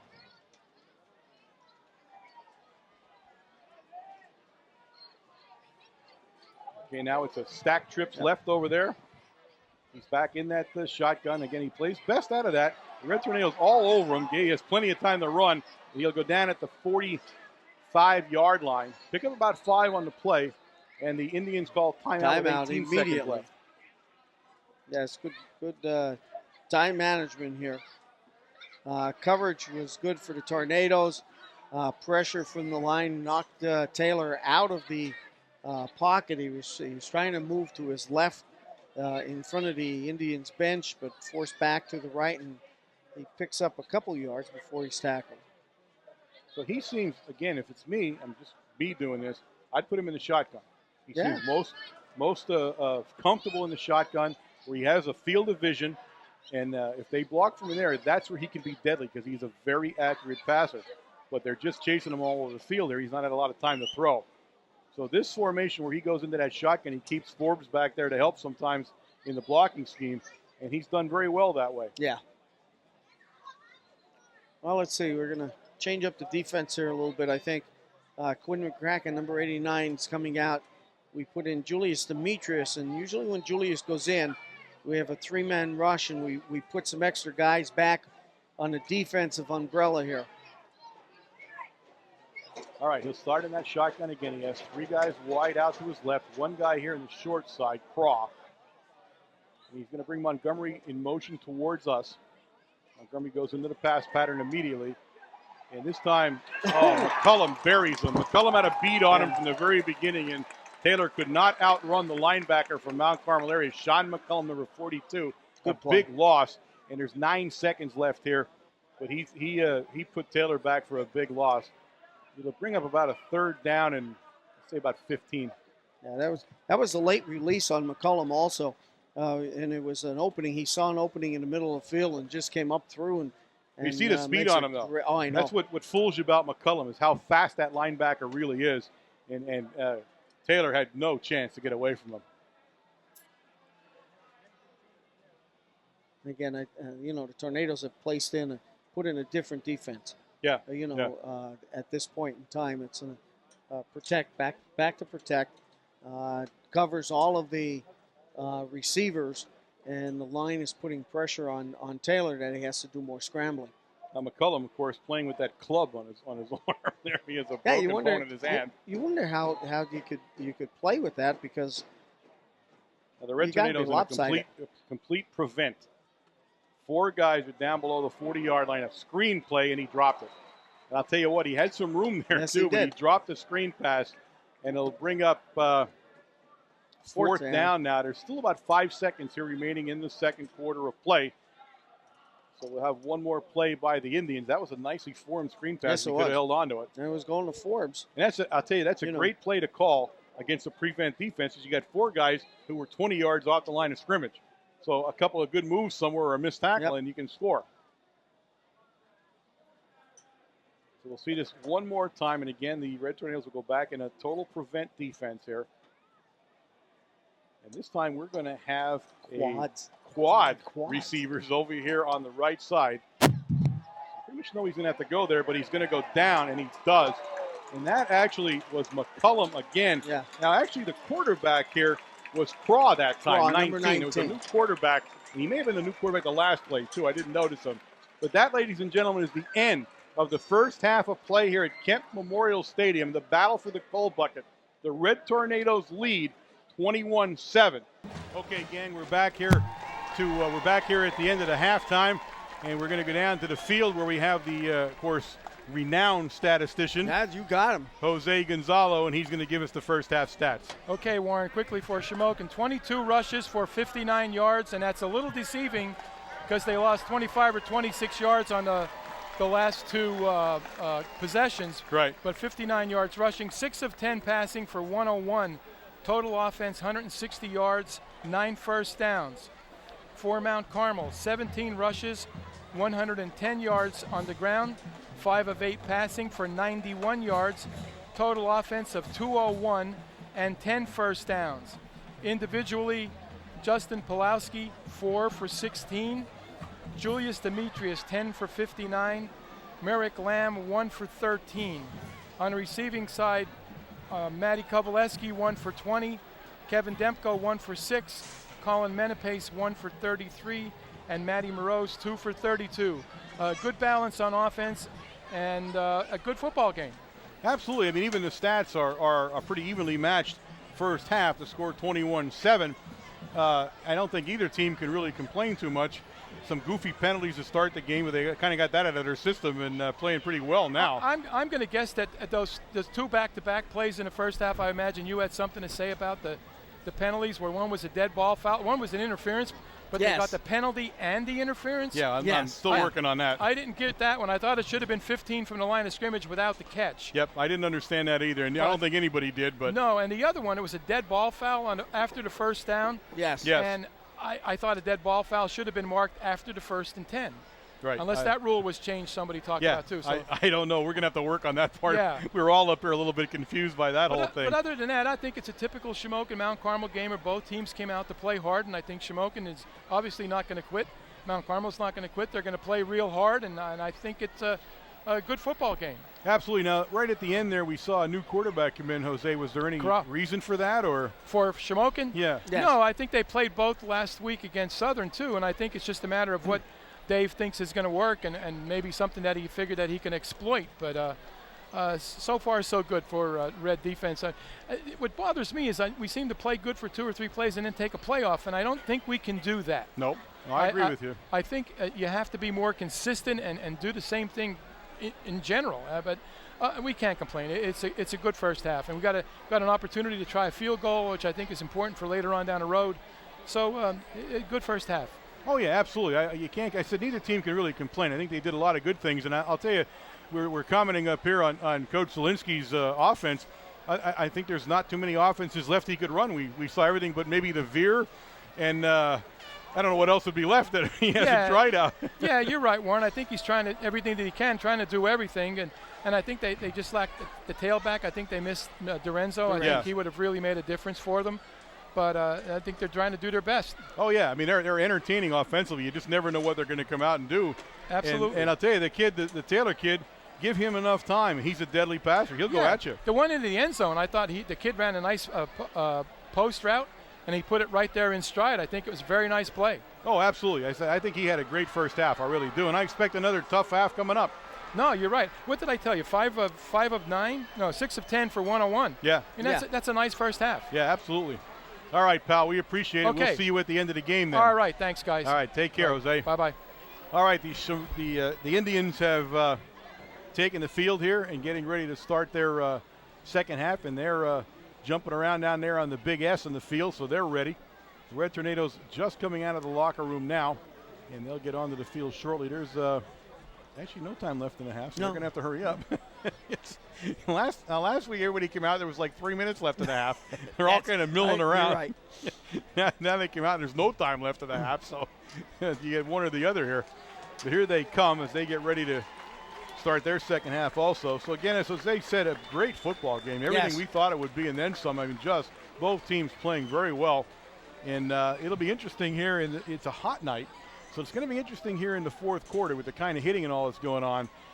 Is who's going to wilt or who's not going to wilt here. If either one of them do. Yeah, it is a tough game. It's an emotional game, and I think both teams are leaving everything out there on the field in the first half. We'll see what's going to happen now in the second half. The Tornadoes, of course, receiving the kickoff in the second half, so they'll be on offense.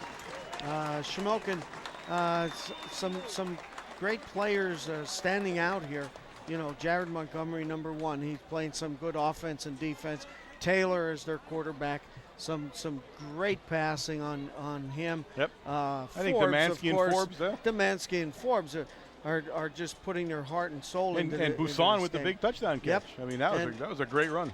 And I'll tell you what, he really a good pass that time by Taylor. Yep. And put it right on the money on the 7-yard line. So, you know, they really cannot hang their heads. It's only 21-7, and anything can happen in the second half. Absolutely, yeah. This is going to be an entertaining second half of play here at Kemp as we get ready to get started here. The Red Tornadoes stretching out. We actually put more time on the clock at halftime now. Yeah, There's a minute and a half to go here. I think when both teams come out, they reset the 3 minute They reset it for 3 minutes. See, those things, you know, I'm only doing this for 18 years, so I'm starting to learn these things now. Yes. Who knows, another 18 years, I'll have this thing down pat. Is it 18 or is this our 20th? I don't know. It's hard to tell. Actually, if you ask our producer Dave McPhee, it's our 40th. It feels like that for him. putting it. Oh, it is. And you know what? There's right. I forgot that even last week too. This is the 40th year that WKMC TV has been doing this kind of stuff, and we are very proud to be part of that. And of course, as we tell you and we mean it, we are a very, very minuscule part of this WKMC TV operation. They are all year round in the school year. In fact, they're in the summer. Yes. We've seen them up at when the Joe Snedeker thing. I talked to Dave up there. He had a camera girl up there doing the work up there. So it is an all year round operation. And these kids, and I'm going to read their names off to you later in this half, but we cannot say enough good things. And their predecessors for 40 years. Yes. And of course, Dave's dad, who began all this thing. This is just it's a great privilege to be part of this kind of history and this kind of excellence at WKMC And you know, TV. people really don't realize, I can still remember going up on top of the mountain in the little concrete shack. Yeah. That's where he started. Yes, absolutely. To broadcast. Yep. Well, it went from, actually, if you remember, it was Jepco. It was Jepco's. WJPM, I think it was. I think it was called that. So Jepco's was originally there. Then it morphed into what it is now, which is Service Electric, who we talk about all the time. And now, of course, we are broadcasting on Service Electric on their channel. Yeah, so they carry us, and they're carrying us throughout the Heartland Conference this year. So this is the big time for us, as we're seen by many, many more homes and many more people than we were ever before, except when we go live, and we'll be doing a live broadcast. PCN. Folks, we understand PCN will be here for the Southern game. Yes. So we should be looking forward to that. But, again, 40 years of TV at Mount Carmel area. Doesn't get any better than that. All right, both teams have decided what they're going to do. The Red Tornadoes will receive the kickoff here to start the second half, and we should be underway shortly. Again, we want to welcome everybody on our webcast tonight. Those of you, and hopefully you're far-flung from here and enjoying the game and enjoying the broadcast.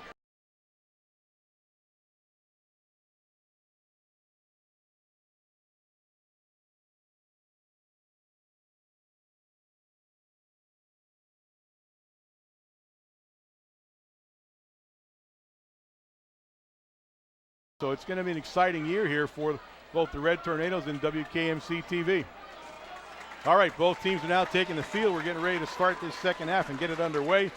And we can, along with everybody in the stands, can hardly wait to see how this thing's going to turn out. Going down deep for the Red Tornadoes is Pulowski in the middle down there. You have DeMarco on the far side and Myrick Lamb on the close side, the freshman Lamb on the kickoff return team. And, of course, the big guy, number 42, Brent Forbes, doing the kick duties for the Indians.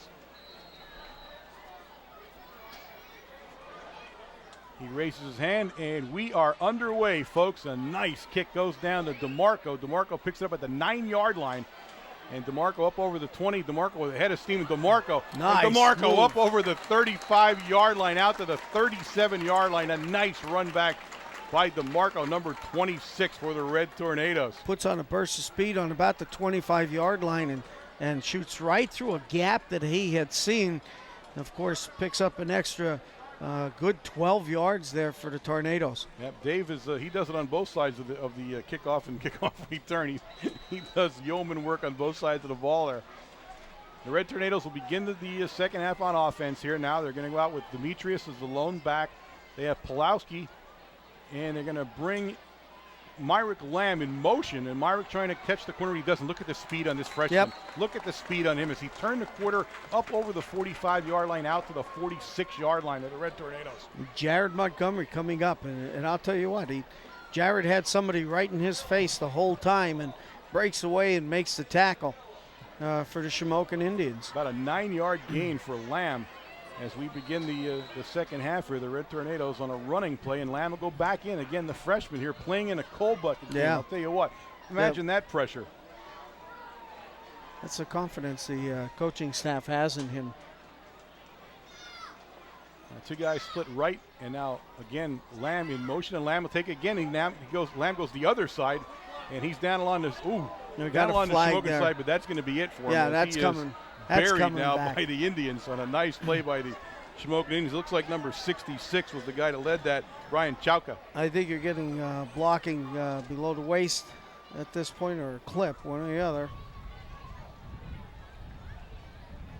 So interestingly enough, the Red Tornadoes open up with a freshman on the first two carries of the second half here. Holding. So a holding penalty, and it'll move the ball back. So instead of a first down or a 3rd and 1, it's going to be a 2nd down and long.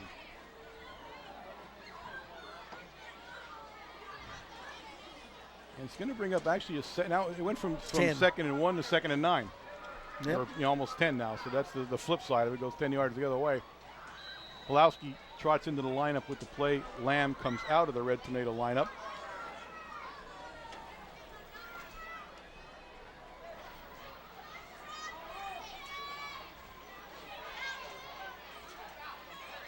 In a straight I formation now, and it's Pulowski. And Pulowski eludes a couple of guys, but not too many there as the Montgomery Indians are all over and Brent Forbes, 32, they came up and just took on the lead blockers that time and busted that whole play up, both of them. Preston Ford actually on the tackle for the Indians, number 47.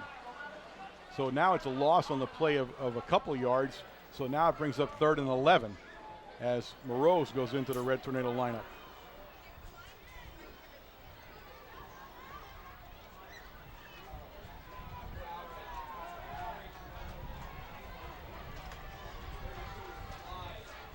One back, two guys on the short side here, one guy out wide. He fakes it, and it's kind of a screen pass, and he was a screen pass out to Morgan, and Morgan will take it up to the 44-yard line where he's pushed out of bounds by number 20 for the Indians, Tyler Simon.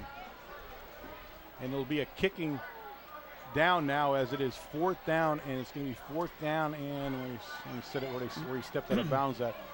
4th down and 44. About 5. And it's about well, along 4, yeah. Along 4, but what it did, he did pick up 6 yards that time and moves the ball downfield a little bit. It makes it a little bit easier for the kicker.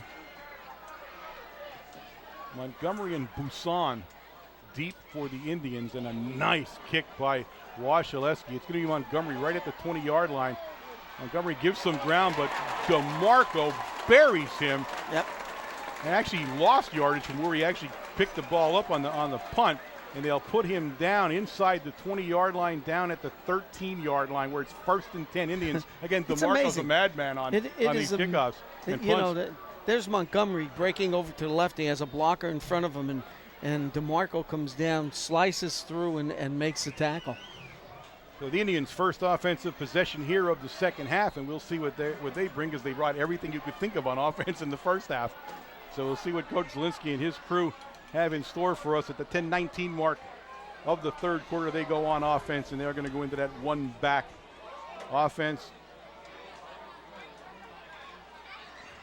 Puts Montgomery in motion,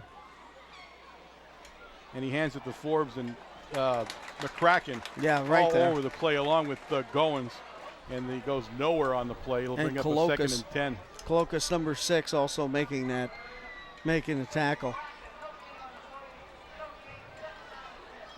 There's so many times that you can only run a straight dive play. You know, I mean, he's there by himself, and you know, you better hope they have good blocking on the right side of the line for that play. Now Taylor back into the lineup as the quarterback. He was out, I guess, about 2 plays at the end of the first half, and they had the other guy in there, number 19, took his place, Craw, but he's back in, and he's the guy that played the majority of the game so far. This time he looks to pass. He's looking downfield. He has a receiver, and he can't hold on there. He was trying to hit Busan along the Red Tornado sideline, but a little bit wide for Busan. Unfortunately, though, they had 2 players in the same area. Montgomery was there also, and sort of congested it up because they were so close together, only within 5 yards of each other, and you know, the defenders were there also. So it brings up a 3rd and 10 now for the Indians with the ball on their own 18.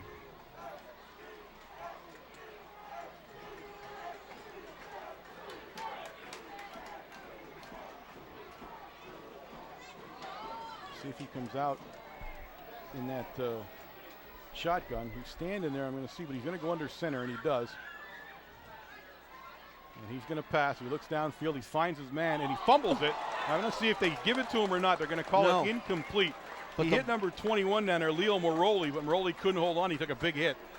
The ball did fly up in the air, and I'm trying to see who Matt Moreau's number 9 had his hands on at that time and just slipped through his hands. He almost had the interception. All right, brings up a 4th down, and Forbes will be kicking from inside his 10-yard line. Moreau's for the Red Tornadoes out around the 50-yard line.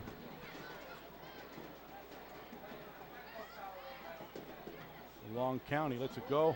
And again, McCracken pressures him. This time he gets off a nice punt, which Moreau's picks up around his 46. Moreau skirts upfield. Moreau's is now loose. Moreau's down the sideline. Finally taken out of bounds by Domanski, but not before he takes it into Indian territory, the Indian 19-yard line. I don't know whether the Indians thought that Moreau's was going to slow down back here, but he didn't. He kicked it in the 2nd gear and tight-roped the sideline all the way up and steps out of bounds on the 20-yard line. They drop it. They're going to set it. Look at now you see the replay. Look at him coming right at you here. There's Moreau's coming right at you. There's the camera girl. She's in the way. And you can see him trying to tightrope his way down there and finally taken out of bounds. Ball right at the 20-yard line. 1st and 10, Red Tornadoes. Fakes to Pulowski, looks downfield, and I think he was aiming that at Demetrius. I'm not sure. I don't know who he was. I don't know whether it was going to Kovaleski, number 1. Of guys right there. Demetrius left it go. Yeah, it looked like he should have stepped up and caught it. Demetrius was wide open. It was aimed right at him. I mean, that's who it looked like he was going with. But it looked like he turned his head the other way, thinking maybe somebody was in back of him. So it's a 2nd and 10 now for the Red Tornadoes as Demko brings the play into the Red Tornado huddle. And that would be Kevin Demko, so we get these right here. We had Kevin and Trevor, they're due here. And it's Pulowski. And Pulowski met right at the line of scrimmage down there by big number 63, and that's Terry Seeger. Yeah, Terry Seeger, again, in the 2nd quarter, making some good tackles, and again, starting here in the 3rd quarter. So it's going to bring up a 3rd down and 9 now for the Red Tornadoes as the Indian defense has stiffened here on the both offensive series here in the 2nd half for the Red Tornadoes. 8:41 and counting here in the 3rd quarter of play. Wasilewski calls the play out there. He's going to leave Demetrius standing next to him, and he's going to be in a shotgun. He has 2 guys wide right, and he has Myrick Lamb in motion, and he gives it to Myrick Lamb again, and Myrick Lamb's going to throw it, and he was trying to reach the guy at the goal line down there, and he was almost there. Couldn't get enough on it. That was Demko, who was dragging along the goal line, and it's 4th down now. That's a trick play we haven't seen before. So. Well, he didn't set his feet. He was trying to throw the ball on the run. Right, he was on the run, yeah. And it was a good play. And in fact, if he would have kept the ball, he probably could have picked up 5 or 6 yards. So the freshman there on a trick, I'll tell you what, they're not afraid to use Myrick in any situation here as they give him the trick play, and he just can't get the ball out there far enough. So now they'll line up on a 4th down and 9 from the 19-yard line of the Indians. Everybody in this formation is out to the right. Looks downfield. He's got some time. And now he looks downfield, and he's going to either throw it or run it, and he better have gotten out of bounds because 66, absolutely, Brian Chauka nearly killed him down along the Indian sideline. Big hit by 66. So the Tornadoes turned the ball over on downs. What the heck? It's 4th down. You put it in the end zone and hope for the best. Yeah, because it couldn't hurt. They were at the 19, but I don't think he saw how fast Chauka was closing on him, and he whacked him. So 1st and 10, Indians now. And they'll put the ball down. It should be around the 19. It's got to be where it started off at. It didn't. Well, no, I shouldn't say that because he carried the ball. So they're going to put it down at the other hash mark. All right. And they're going to put it down right at the 20-yard line. And Montgomery and Demansky in the backfield. Demansky running tailback position. Clokus late addition into the defense there. They're in a I formation now. And we give it to Demansky. Demansky, and Demansky's buried. He's going to lose a couple of yards in the play. Red Tornadoes all over that. Number 65 for the Red Tornadoes getting off the bottom. That's Trevor Demko, the defensive end over there. So a loss on the play, and they put it back at the 16-yard line, so it'll be 2nd down and 14. Justin Augustine, number 71, comes into the tackle position for the Tornadoes.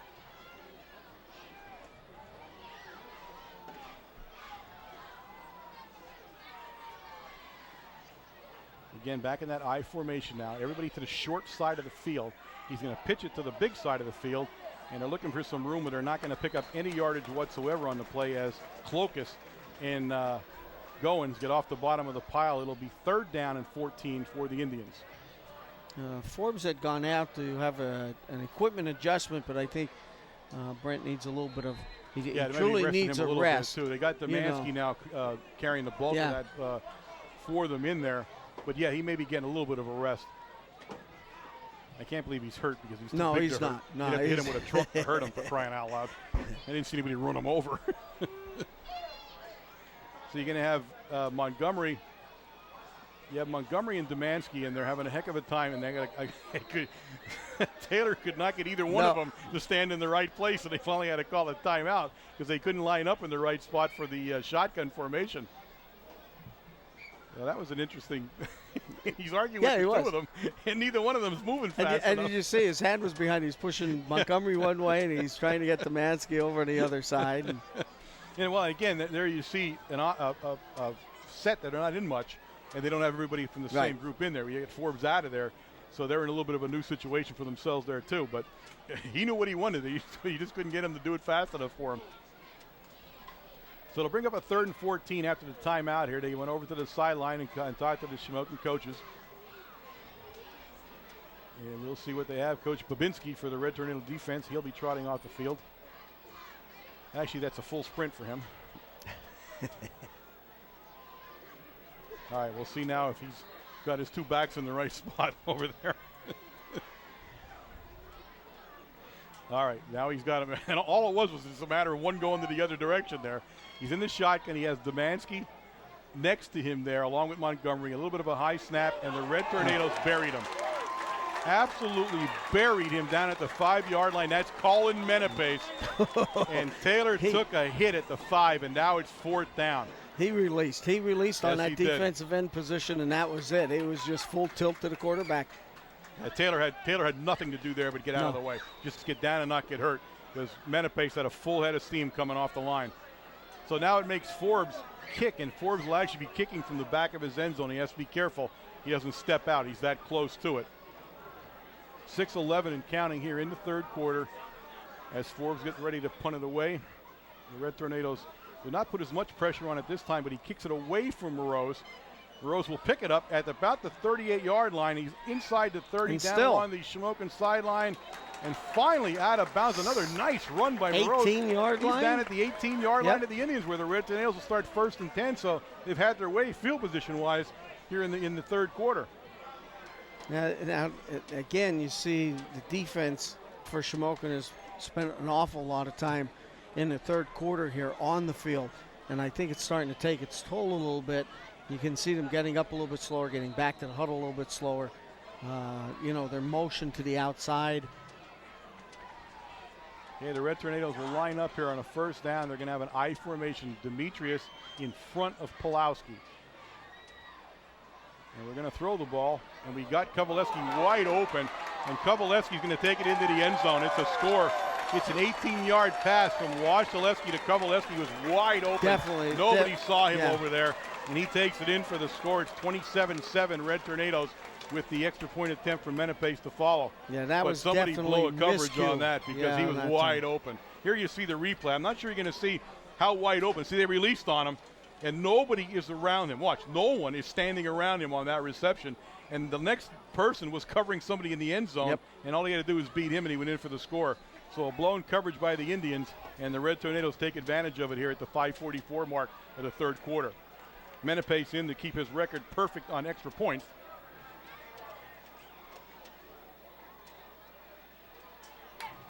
He puts it up, and he is. No. Ooh. Wow, talk about a bad angle for me. I would have guaranteed him had that one. So he misses the extra point, his first one of the season on the miss. And the score will remain the Red Tornadoes 27, the Indians 7. And we will get ready to have the Indians receive the Red Tornado kickoff. Again, the Indians hurting themselves with bad, given a bad field position. The Red Tornadoes starting inside the 20 both times. Well, it was only a matter of time on that. It was not Pulowski. Moreau's having two good returns. Two great run backs. Yeah, Moreau's actually setting up both of those. You're absolutely right. He had two great returns to put him there. But good things almost never happen when you're punting out of your end zone. I mean, that's almost a guarantee in football. When you're kicking out of your end zone, unless you get some 60-yard kick, you're in trouble. All right, Menepace will get ready to kick off for the Red Tornadoes. And he will, of course, be kicking off again to Busan, number 10, and Nairns, number 12. Nairns on the close side of us on your screen.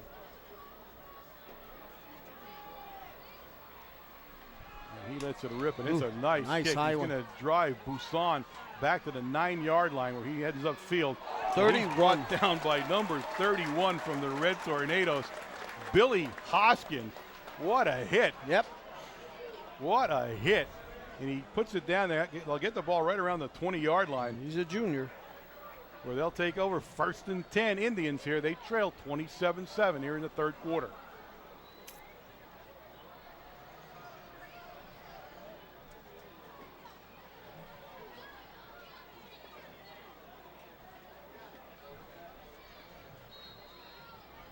Tornadoes not doing anything different on defense. They're staying in their 5-3. Taylor will go under center. He has a one-back offense with Forbes in back of him. He fakes to Forbes, and he gives it to Montgomery around the end. And the Red Tornadoes, again, will stack Montgomery up. They'll give him back out to the line of scrimmage. He made it to the 20 where the line of scrimmage was, so it'll be 2nd and 10. But they're not able to get around the Red Tornado offense. That's not a play that's working for them and has not worked all night. They just do not have the speed to get around the corner. No, Tornadoes have great pursuit laterally, both left and right. And you can see that especially it was apparent last week when they played Selinsgrove. Their defense was very, very quick. Moved to the open spot very quickly, and tonight the same way. The Indians are having a difficult time getting to the outside. Now in the first quarter they were, but I think that has a lot to do with the emotions and everything else. And now that the game has settled in, there's a difference. Taylor will put a trips right out on the formation now, but he's going to fake it to Forbes and go the opposite direction. And he's under pressure, still moving around, but he's going down. He'll lose a yard on the play. Number 65, Demko, on the final stop. He makes the final stop, but the one who really, Taylor, Ed turned around and he was looking downfield to his open man, but 74, Kyle Savitsky, was up in the air in his face, and Taylor, Ed had to pull the ball back down. They'll give him back to the line of scrimmage again, so it'll bring up 3rd and 10 now for the Indians, and the passing game has gone downhill here in the third quarter. Number 35 for the Red Tornadoes, Cody Shustak in to the Red Tornado lineup, replacing Ahmed Abudar. So Shustak, another guy we heard a lot about, he's also a freshman. So it's amazing how many freshmen are on a senior-laden team playing football tonight. Taylor looks, he gets Forbes. He's going to get Forbes out in space a little bit. But Forbes will gain. He dropped the ball. He fumbled the ball. If that's a fumble, and it is, it's at the 25-yard line as Forbes was gang tackled, and he was hit down there by 65. Trevor Demko was the first guy, but 35 down there, who I just talked about, or Stewart. I'm sorry, Bill Stewart was the other guy, and he fumbles the ball and coughs it up. The Red Tornadoes take over 1st and 10 at the 25, and nothing has gone right for the Indians here in the third quarter. There you see it. You see the ball pop loose. They stripped it out of his hand, and the Indians are having one heck of a third quarter here at Kemp.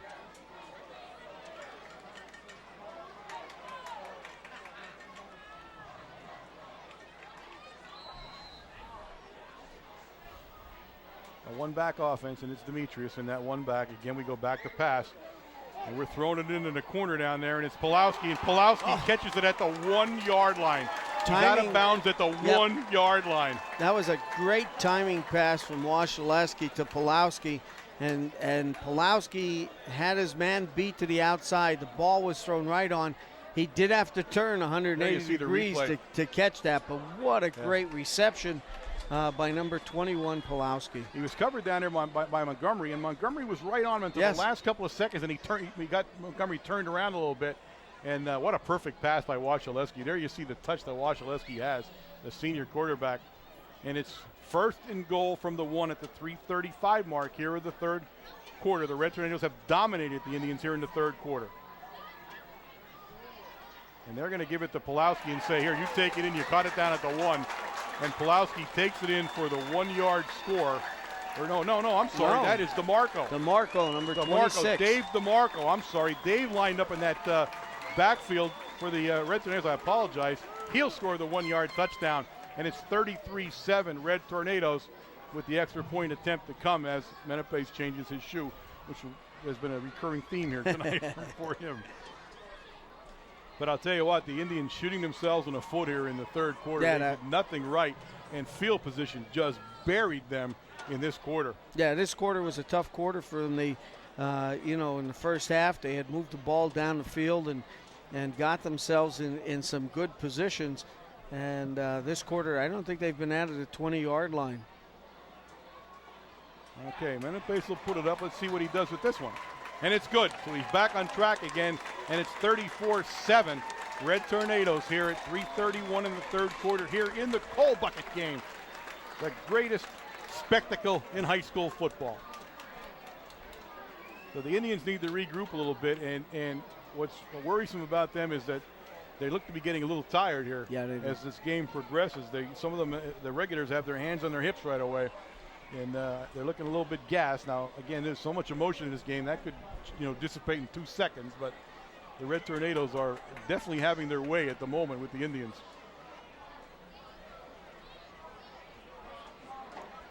Okay, we put Domanski back instead of Busan this time. Domanski will take it back there, and he'll be lined up with Nairns. Yep. So they replaced Busan with Domanski in that deep kickoff return team. Domanski played a good game. Domanski had an all-around good game so far tonight.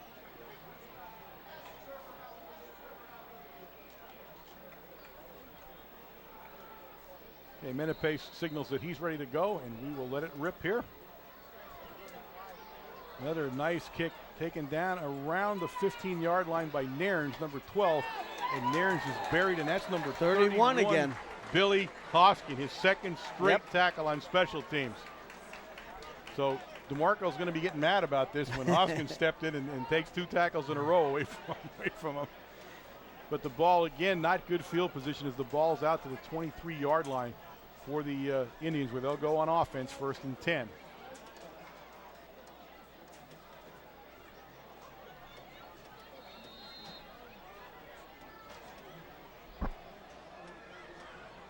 They need to generate a drive a little bit, if nothing else, to try to change field position out here on the Red Tornadoes, if nothing else.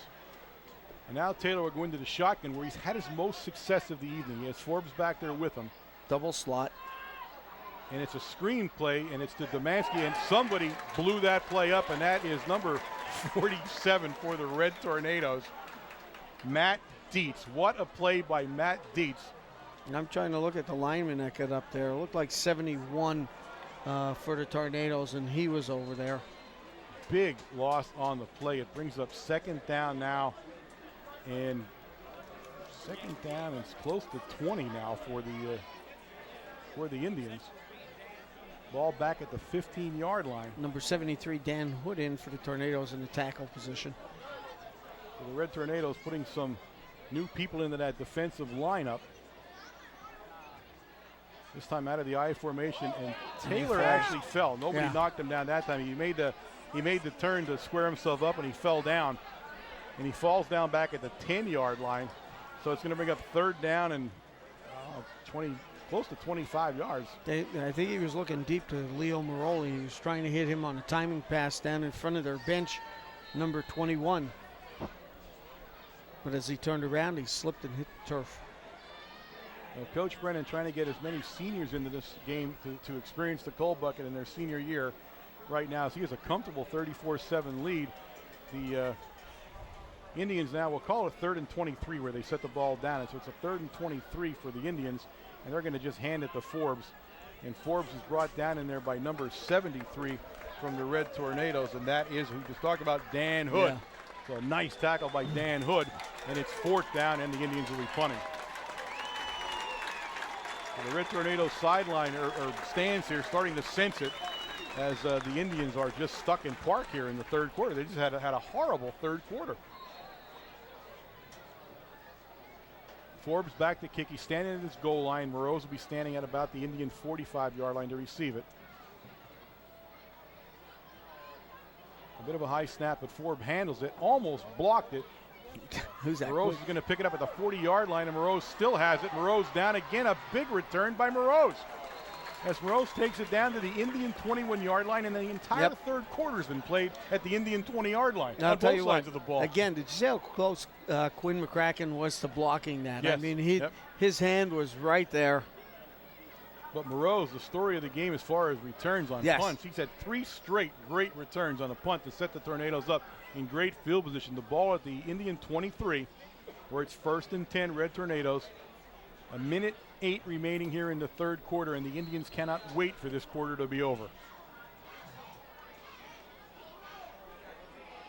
Number 3, Mark Minnick, in as a wide receiver for the Tornadoes to the right. And it's Myrick Lamb on the carry. Myrick Lamb finds a spot.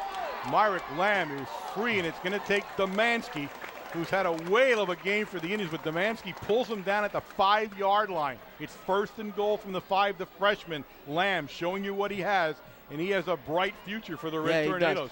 I'll tell you what, when you watch that replay, watch how he waited for his blocker to kick the defensive end out, and he cuts up very quickly right behind him off the hash mark. So, you know, he's showing a little bit of maturity here. Number 12, Tony Rossi, into the lineup for the Red Tornadoes, and he'll come out as a split wide receiver here along with Minnig. They're in an I formation, and that's a touchdown. Number 44, Tyler Karicki. And listen to this one, folks. Karicki's a sophomore. So Tyler Karicki takes it on a 5-yard run to score 40-7 Red Tornadoes. And you're starting to see that, oddly enough, here's a football team that has the most amount of seniors on it than we've seen in 25 years. Yes. It might be 25 years since we had this many seniors. There are 25 seniors on this team, yet this game has been won by freshmen and sophomores some of the time here. You're seeing everybody in this ball game playing. So the future for the Red Tornadoes, certainly not a bare cupboard, that's for sure, when you see some of the speed and talent that the Red Tornadoes have brought to the game tonight. Menapace in to attempt an extra point.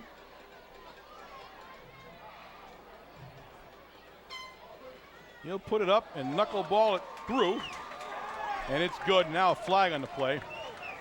A late flag. It'll be a dead ball foul, and again, you want to be very careful about these fouls on whoever it's going to be on. I don't know. Roughing the kicker. Is it roughing the kicker again? The second roughing the kicker penalty of the night. You don't see those sometimes 5-6 games in a row. Yeah, we got 2 in one night here. So that'll hurt the Indians as far as field position again. There's 57 seconds still left in the third quarter.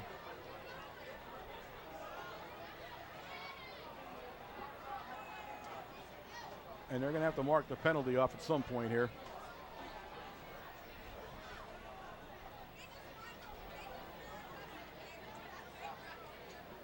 Now he's going to come back to the 40 where he'll begin the mark off. And once he comes out to the actual kicking spot, the little X in the field there. Yeah. Once he gets to the X in the field, he'll move it up 15 yards. I think Coach Brennan is sort of talking to the head referee here, and sort of on that penalty. It's the second time. Well, you got to be careful you don't hurt the kid. Well, I mean, this is I think it was the second time on the same player, so yep. I think he was looking for a little bit more than a 15-yard penalty, maybe rightfully so. Well, it's not actually a 15-yarder. It's a 5-yarder. It's only marked off 5 yards here, so it's a different penalty than we thought. Is there an incidental roughing the kicker? There has to be, because it was only a 5-yarder. I'm not familiar with this one. I thought in high school, that wasn't so. Jose knows everything. We'll ask him. All right. Domanski and Nern standing at their own goal line now, awaiting the Colin Menepe's kick. And this time he gets under it, so it's a short squibby kick. 75. And number 75 does a great job. Yes, he for did. the Indians. That's Bobby Taylor. He did exactly what you'd want him to do. Don't get fancy. Cover the ball, get down, and get out of the way. And he was the only one that was heading for the ball. Yeah, Nobody everybody else was going was. the opposite direction there. So a heads-up play by him. And the Indians actually have the best field position of the night as the ball is out at the 27-yard line. This is their best field position so far in the second quarter, or the second half, I mean. There's still 55 seconds left in the third quarter, the longest third quarter now we're going to see for a long time. All right, Taylor is in that shotgun. Looks downfield, and he's got his guy, and his guy is going to be number 21, who makes a nice play back upfield. Very nice play. Number 21 is Maroli. Maroli. And nice play by Maroli. He showed some fancy footwork there, and the ball up over the close to the first down. Up over the 36-yard line, so it's going to be 2nd and 1. About a yard or so. Yep. About a yard. Less than a yard even. Nice couple moves by Leo Maroli there that time after he caught the ball. Yeah, he did a nice job. You can see him here in the replay. He's really moving around there. All right, again, the shotgun for Taylor. A little bit high, but he covers it and rolls himself out. And he gets Maroli again, and Maroli can't hold on to it this time. Down along the Shamokin sideline. He was well covered down there. He had number 47 for the Red Tornadoes, Matt Dietz. Yep. Hard on him there, so it's going to bring up a third down now and a little less than 1. I think the Tornadoes actually went back and pretty much a prevent defense that time, and Quinn McCracken had dropped back into the flat. I think they were looking at the number of receivers that Shamokin had. Well, you have almost a new team in here for the Red Tornadoes. Jordan Sinopoli is in there. There's almost an entirely different team in here, Wayne. You have 85. 35, Bill Stewart. Michael Stutz-Cabbage is in there. Right up the gut goes Forbes. And Forbes, you can see how hard Forbes is to bring down. He crosses into Red Tornado territory. He's finally brought down by McCracken. Quinn McCracken. But it's 1st and 10 as the Tornadoes have almost an entirely different defensive unit in the game. T.J. Hiroma, number 82, is in there. And there's still time left here in the third quarter. It's not rolled out. It's going to right now. That finally is the end of the third quarter here at Kemp with the score of the Red Tornadoes 41, the Indians 7. The Indians on offense in Red Tornado territory, and they'll have a 1st and 10 to start the fourth quarter off here. But the third quarter has been a nightmare for the Indians. Yeah, they had some. They could skip the third quarter; they'd be okay still. But nothing went right in the third quarter for them. I think at this point, when you look at that third quarter, I think Brett Forbes is getting a little weary. He is a big boy. He's going both ways, doing the punting, kicking off, everything. He's their all-around man, but I think it's starting to take its toll a little bit on him. I think this is an offense that's gonna miss Dorenzo the rest of the year. Oh, definitely. And that's really a big blow to have your top guy in the backfield not be able to play. And Hart's got to go out to him. And it was a senior, correct? Yep. And not be able to play football in your senior year. So again, we feel very badly for him and wish him the best of luck. But I think the Indians really miss him here in the second game of the season. Dorenzo's only a junior. A junior, okay. Okay. Well, maybe they can see him again next year. I don't know. The Indians will start on this first down and to start the first play of the fourth quarter. And they'll start with Forbes as the lone back. He's 2 guys split left, 2 guys right. And he hands it to Forbes, and Forbes up is the middle. upended there immediately by 34 for the Red Tornadoes, and that is Cody Shustak, and that is a freshman, or I think a sophomore. And if I'm not mistaken, he's playing the nose guard position. Freshman. He's a freshman. They have him listed as 165. The Indians go into a no-huddle, hurry-up offense here, and they go into a shotgun. Give Taylor some room here. And Taylor is not going to get enough room as number 35 for the Red Tornadoes will bring him down. And that's Billy Stewart on the stop for the Red Tornadoes. Pressure again coming from the outside. Billy Stewart's a senior for the Red Tornadoes. Yep. A loss on the play. And now it brings up a 3rd down now and about 16, 17 yards when they finally set it down there. So things not going the Indians' way here in the second half by any stretch of the imagination. In fact, the Red Tornado coaches have left the box and they're on the sidelines right now. Okay, back into that shotgun. It's 3rd and 17. Another high snap, but a nice play in Domanski. And Domanski couldn't hold on to it. He was hit down there very hard as he was trying to hold on to the ball by number 34 for the Red Tornado. That's Cody Shustak. Laid a whack on him and on Domanski. Wow. He couldn't hold on. It's 4th down. So a lot of new players, and some of them freshmen, playing for the Red Tornadoes here on defense at least. We'll see what they do, what the Red Tornadoes decide to do on offense. Now, I will tell you that they have changed their deep man. Morose is not there. The freshman is down there. Myrick Lamb, number 24, is deep for the Red Tornadoes. Nice punt. And Myrick's going to pick it up about the 18-yard line. He's going to try to get, and he's not. A nice play by the Shamokin Indians. That's number 44, Justin Craw. And he could have got past Craw. He had some room to run. He did. He had room on the outside. There was some blocking, but Craw coming down, boy, showing some speed there. I'll tell you what, catching up to Lamb, you got to be moving. So the Red Tornadoes will take over 1st and 10. The ball at about the 14-yard line, and we'll see what the Red Tornadoes do on offense as far as personnel goes. And they're going to put a new quarterback in, folks. Eddie Stewart, number 4, will go into the game for the Red Tornadoes. Eddie Stewart is a sophomore for the Red Tornadoes. He is the heir apparent to Wasilewski for next year. So you're seeing the sophomore start now here in the 4th quarter. There's 10:37 remaining in the 4th quarter. And Stewart, the new quarterback, and we'll try to keep you posted on everybody in there. The running back is Karicki, number 44. And 44 is actually a big guy down there, Karicki, but we keep it, and it's Stewart on a keeper, and Stewart will take it up over the 20 out to the 23-yard line. He picks up about 9 yards on a quarterback keeper, folks. On a keeper. Looked like number 53, Wes Tillett, making the tackle that time. Wow. For the Indians. That's what you call getting it out of the hole and moving it up the field. Tony Rossi brings the play into Stewart now, as number 4 will go under center, and he has Karicki in front of Lamb. And it's going to be Lamb, and Lamb is going to be brought down very quickly in there. A nice play by Preston Ford, number 47 of the Indians. Lamb never had a shot at that. Now the Red Tornadoes, I'm assuming we'll see run.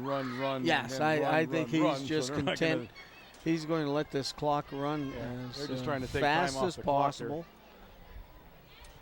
There's 9:37 and counting here in the 4th quarter. It's 3rd down and 6 now on the loss.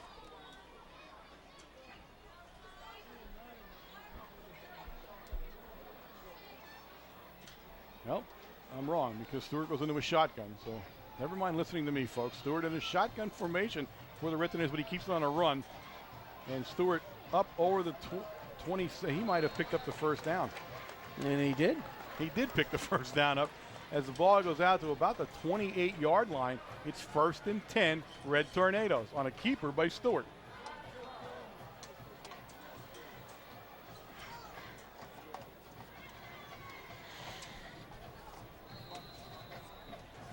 Big number, 50, Zachary Rothermel in the Shamokin lineup down there. I see him in the middle down there. The Shamokin Indians have also put a bunch of new people into that lineup for them. We'll try to keep you posted on those guys too. This time we give it to Lamb, and Lamb is in serious trouble down there, and he's going to be pulled down on a great tackle behind the line of scrimmage by 19. And that was a kid, John Craw. He was the kid that came in as a quarterback for a couple of plays at the end of the first half. So it'll be a second down now and about 19. Lee Supsick, number 11, in the corner position for the Indians.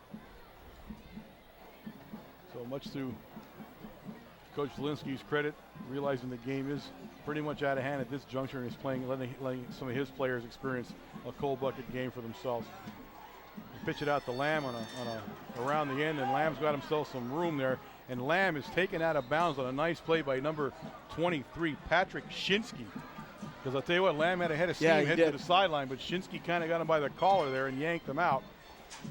So it's going to bring up third down. It's still third down and long. It'll be third down about 11. Chris Barrett, number 5, comes in for the Shamokin Indians. Chris Henley, 37.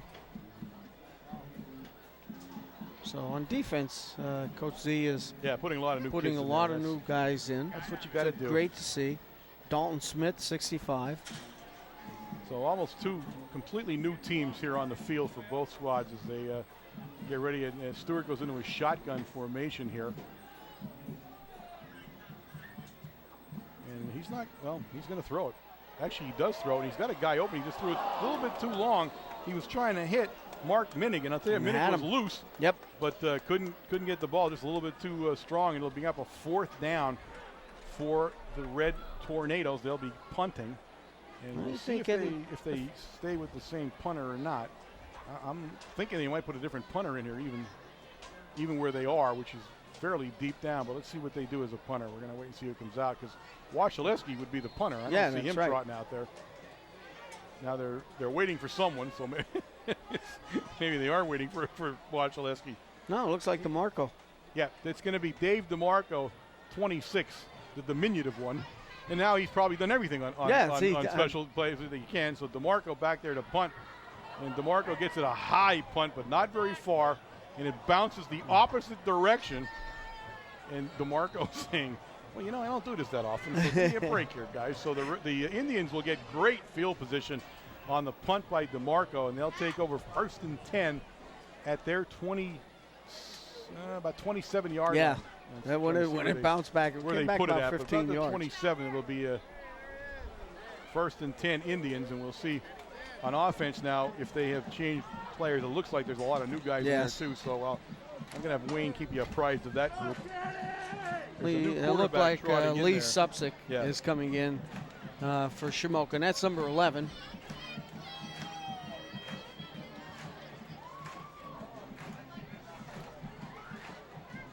So an entirely new group. They go into an I formation behind Supsick. And they hand off, and it's a great handoff and a great run. By 23, Pat Shinsky. A nice run inside the 20 down to about the 17-yard line of the Red Tornadoes. And that's enough, I believe, for a first down. Let me see if they move the marker. No.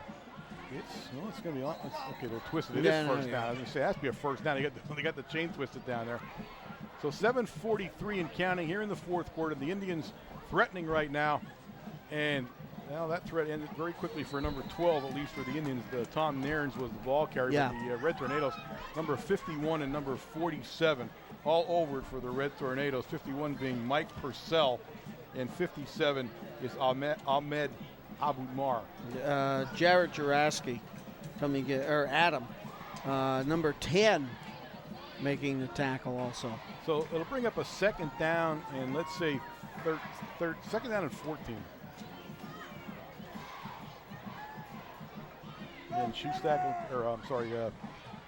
Supsick under center. And Supsick's going to throw the ball.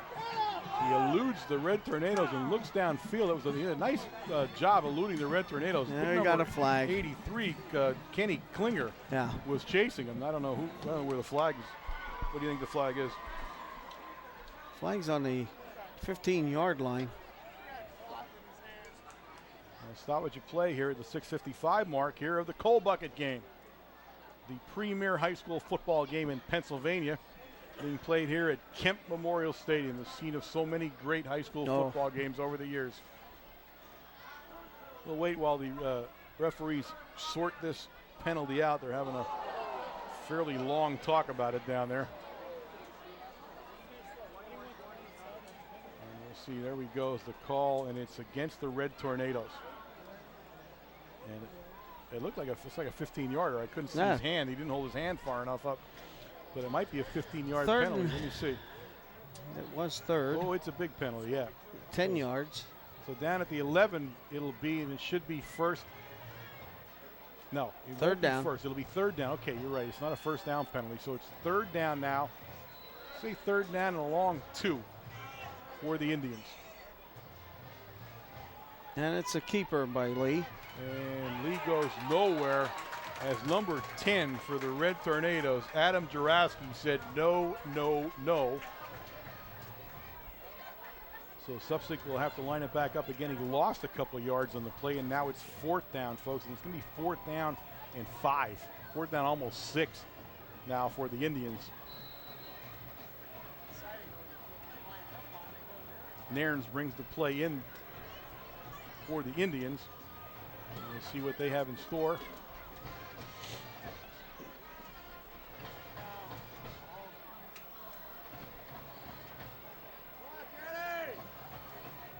We're into a one-back offense here.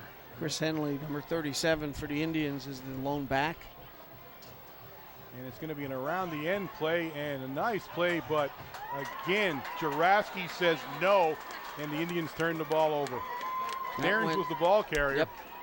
But Juraski all over that play. And, of course, Juraski, the younger brother of Billy Juraski. Yes. Who played so well for the Red Tornadoes and graduated last year. So you see another Juraski coming through, and he's looking every bit the same as Bill. So a nice play by him. In fact, 2 consecutive nice plays. And the Red Tornadoes now go on offense, and I'm not sure if there's going to be anybody left on the Red Tornadoes sideline who hasn't gotten a grass stain on the field. You can't even get a grass stain on this field. No. You get a rug burn. You get a rug burn, but you can't get a grass stain. All right, the Red Tornadoes take the field, and we'll see Stewart remain in that quarterback as it's going to be a 1st and 10. The ball in the Red Tornado 14-yard line. The entire second half has been played on this end of the field. Yes, it has. We never ever went to near the other end zone. Eric Jepko, number 45, in a split position for the Tornadoes. Number 27, the ball carrier for the Red Tornadoes. He's trying to get around the end, and that's not going to happen. Mike Sinopoli. The Indians make a nice play over there to stop him, and I could not tell you. I believe number 11 was part of that down there for them. 65 made, also 65. Dalton Smith made the tackle. The Red Tornadoes wasting as much time as possible here just to put this game to its end, as they will stake claim to the coal bucket one more year. A good first half, but the third quarter just exploded for the Indians. I mean, anything that could have gone wrong went wrong for the Indians in that third quarter, and that they just never recovered from it.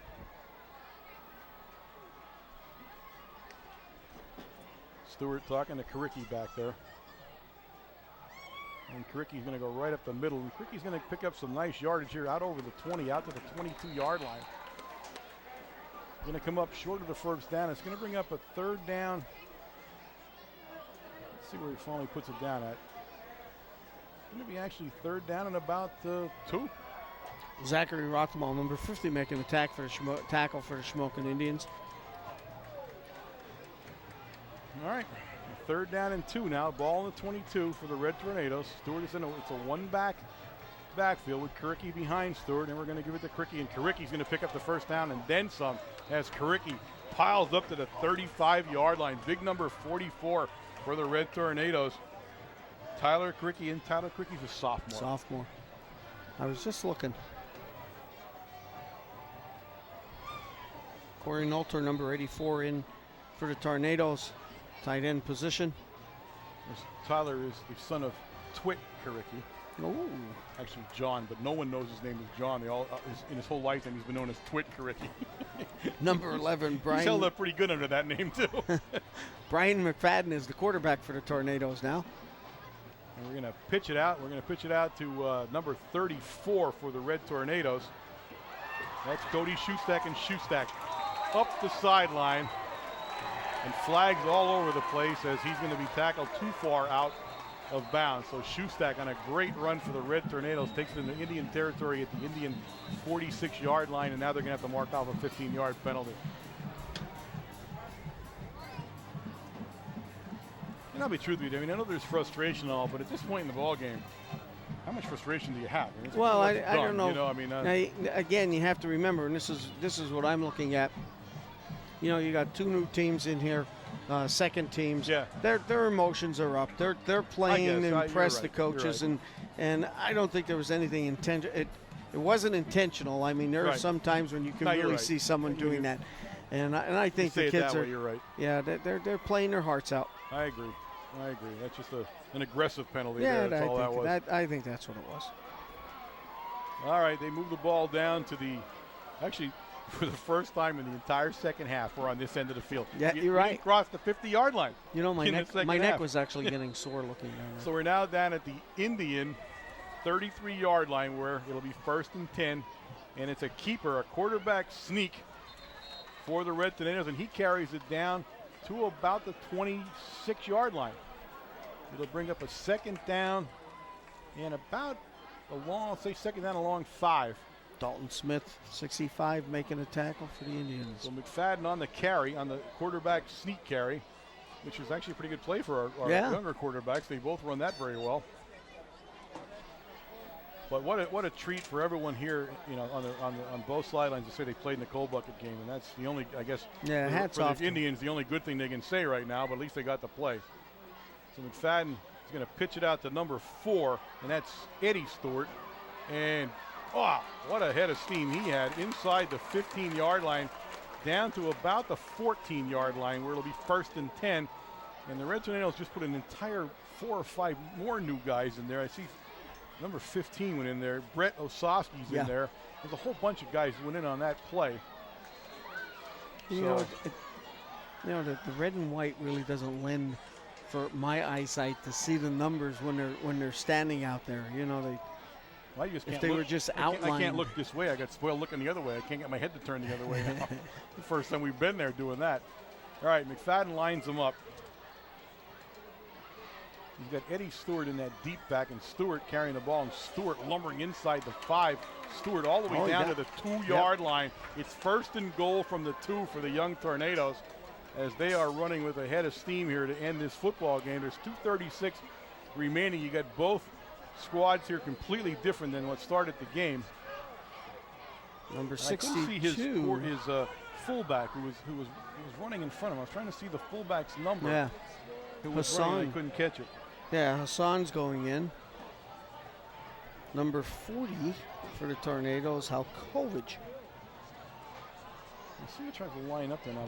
I'm not sure who's going to be in the backfield as this next line. It's 1st and goal from the 2, and Osofsky went in and came out. And now we're going to have a timeout because we don't know who the heck was supposed to be in there. And that happens. That's exactly what happens. Now 48 is in there at the time, and that's Tommy Hynoski, freshman. Tommy Hynoski. He, I believe, was the fullback there. So, and again, all of these highly regarded players. Of course, the Hynoskis, you know, the 2 brothers there, Tommy and his brother, they own Centralia. Not many people know that. True. They're actually the owners. I tease them about it every time I see them for coffee. I said, how's ownership of Centralia going? It wasn't hard to own. They were only like one of 5 people left in the place, but they took ownership. They actually plowed the streets and all. I think they arm wrestled for it, actually. So they're owners now. Yeah. So I laugh at the 2 brothers all the time. Great families, the 2 of them. Actually, he graduated with this guy's aunt. Oh, on really? The field now. I went to graduate high school with him, with her. So know them a long time. All right, 2:05 remaining. It's 1st and goal. We're going to call it at around the 3-yard line. We'll call it. And we have Hynoski in front of Stewart, and McFadden is the quarterback. And we have 2 guys split wide to the right side of the formation for the Red Tornadoes. But you notice it's going to be a run, and it's going to be a run into the end zone, a 3-yard run by Stewart. Number 4, Eddie Stewart, the sophomore, takes it in for the score. And again, you know, there's no piling on here. I mean, they're just young kids playing. You can't stop that. I mean, obviously, Coach Brennan's grimacing at throwing another touchdown on the board, but you can't stop that. They're playing as hard as they can, both sides. The score 47-7 now. Exactly 2 minutes to go in the ball game. And we'll see what they do with the extra point, because I don't think they're going to be able to kick us home. And there's not going to put anybody in to kick it now. I think they're going to run it. So they're going to have to try to run it for the 2-point conversion. And my guess is they won't even do that, to tell you the truth. I'm very surprised if they try a 2-point conversion there. They don't. As I say, I know Mike Brennan too well to see him run a 2-point conversion at this juncture of the game. So McFadden takes a knee, and the 2-point conversion will fail, such as it was. And the Red Tornadoes will be kicking off to the Indians here with 2 minutes remaining in the ball game for this, the 58th rendition of the Coal Bucket.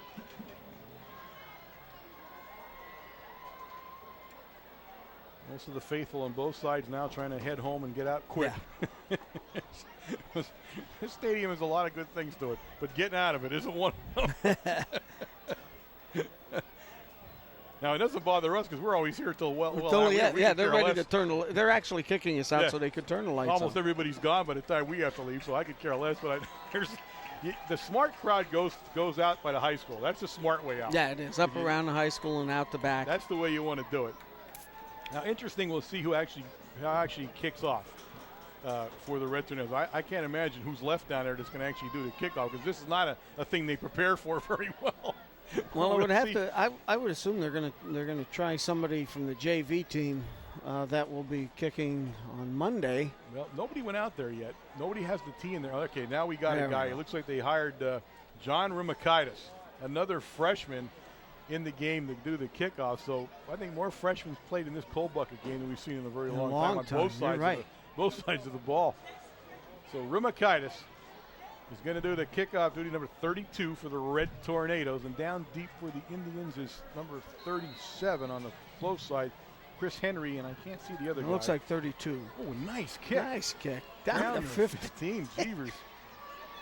And that is number 32, Montgomery. And Montgomery takes the ball up over the 30-yard line out to about the 33-yard line. We're going to be 1st and 10 Indians. Tackle made down there, getting off the bottom of that pile for the Red Tornadoes. Looked like Tommy Hynoski on the play. So, minute 53 remaining here. I can't imagine the Indians doing anything strange here. It's going to matter to run this clock and go home and get ready for the next game.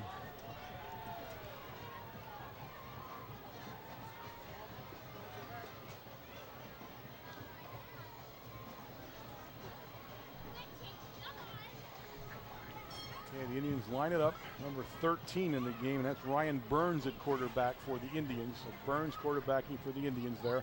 Burns on a keeper. He's looking downfield. A nice pass, and the ball's fumbled. A fumble on the ball, and the Red Tornadoes have recovered it. The Red Tornadoes have recovered number 83 for the Red Tornadoes in the fumble recovery. Kenny Klinger, a senior player for the Red Tornadoes, recovers the fumble in a Coal Bucket game. And so just like that, the Indians will trot back off the field, and the Red Tornado offense. Now the Red Tornado offense, I guarantee you, will be doing nothing in this series other than trying to run that clock off somehow and get this game over. Knees going down. That's all they want to do is run the clock and go home.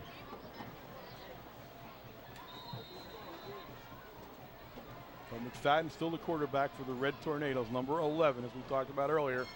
McFadden, another freshman playing. And now we're going to try to trot a guy in here to do the old kneel down. Everybody protect everybody. Number 3 back there. Mark Minnick about 10 yards back of the snap. And now we're inside of a minute to play here at Kemp Memorial Stadium here on a beautiful evening. A great football night. Yes, it was. To play a game of this stature. And it went all Mount Carmel in the second half, and really all Mount Carmel in that third quarter, as the Indians just got buried with field position and some mistakes and just bad luck, really what it was. The Red Tornadoes will snap the ball one more time here, and then that'll be the end of the game, as McFadden will take another knee here in a moment.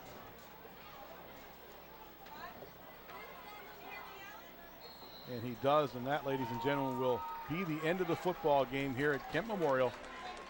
The 58th rendition of the Coal Bucket is in the books, and the Red Tornadoes will walk away with a 47-7 victory. I don't think anybody would have counted on that big of a score, but totally dominating the Indians in that second half.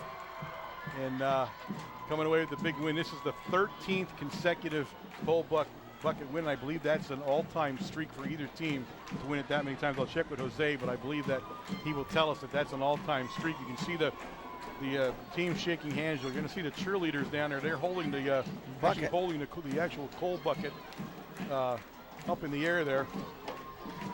And now they're going to trot out. There you see them. So there it is. That's the coal bucket we talked so much about. They run over Jose. I think they actually knocked him down on the ground. The girls did. He's wearing the same shorts that I am, and I don't want to get those shorts screwed up. They're a new uniform. We're going to have to get you a pair now. Is that the uniform? Is it yeah, really? That's the new uniform now. You guys don't tell me exactly the same shorts for some reason tonight, which scares me a little bit. But there you see that. Now let me take a moment here. Here's the crew that came with us tonight, folks, and these are the people that make this work for you. The grip people, the people that are running on that sideline and carrying all the wires and everything. Cassie Troutman, Brittany Venna, Josh Tomati, Paul Snyder, and Callie Hummel. On cameras, on main camera, Robin Hampton, Aaron McPhee, Tyrus Twine, Matt Sheeran, and Cody Minnick. Graphics, Nicole Purcell and Jessica Mann. Master Control, Dave Hummel. And photographer, Paige Schaffler. So that's the crew that brought you the game and did such a great job. Yeah. And I said, the cameras are about half of this, and the rest of it is pure talent. And at this from point, these kids. we're rebuilding also. You know how everybody rebuilds, reloads. This is a young crew. People that we forget have that we here. graduate, every year too. Yeah. And so this is a very young crew for Dave to have assembled and put together.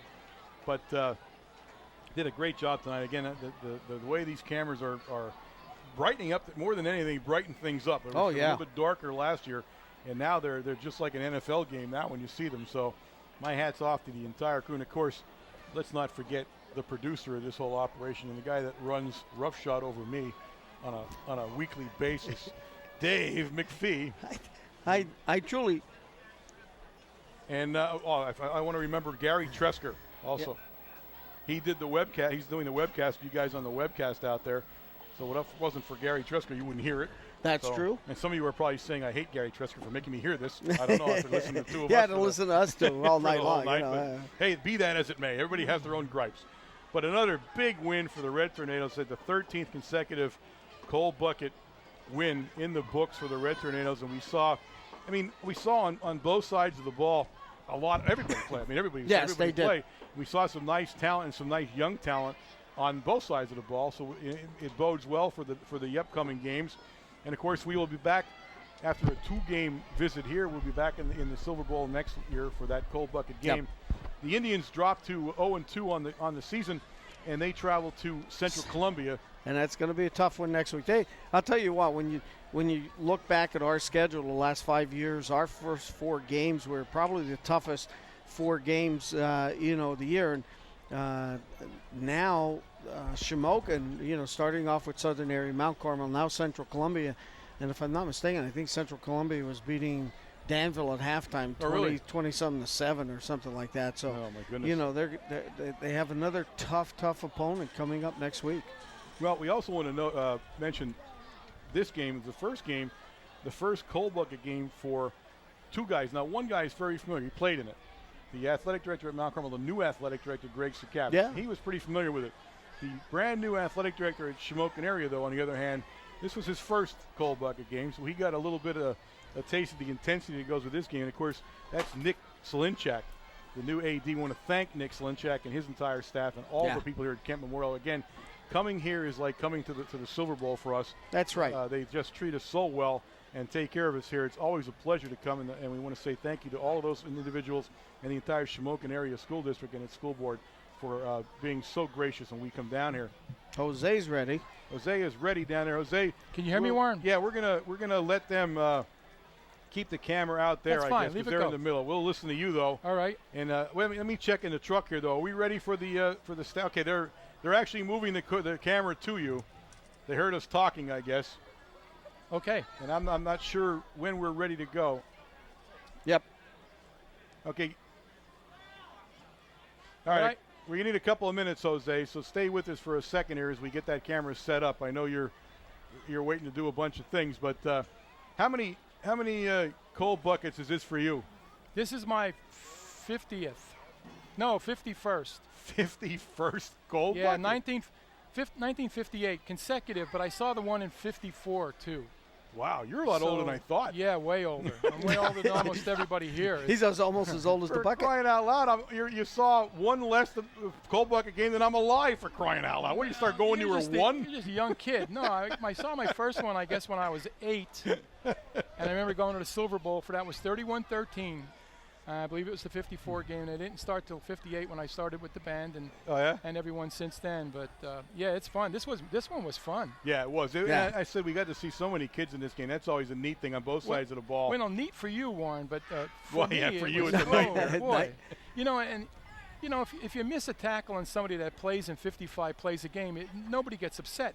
But if a kid gets in for one play and he makes a play and you miss it, it makes me feel real bad, So there's a lot of stress when we have a night like this. Well, it's the same for us as far as getting everybody's number, too. I mean, they have one shot at the plate. We better figure out who it is pretty quickly up here. So. And you know what? There were a lot of people made plays, too, and it was so much fun. It was just fun. Our young guys looked really, really good. They really did today. I mean, they enjoyed themselves out there. Now, I got to feel bad for Shamokin. Again, this is, 13 in a row now for them. All right, we got the stats. We're ready to go, Okay. Jose. They should be putting you on camera any second now. And we'll get with them here we go. There you are. Okay. You can actually see you, so go to it. All right, we're all ready. We'll start off with Shamokin. Shamokin finished with 38 rushes for 58 yards and 8 of 18 passing for 102 for a total of 160.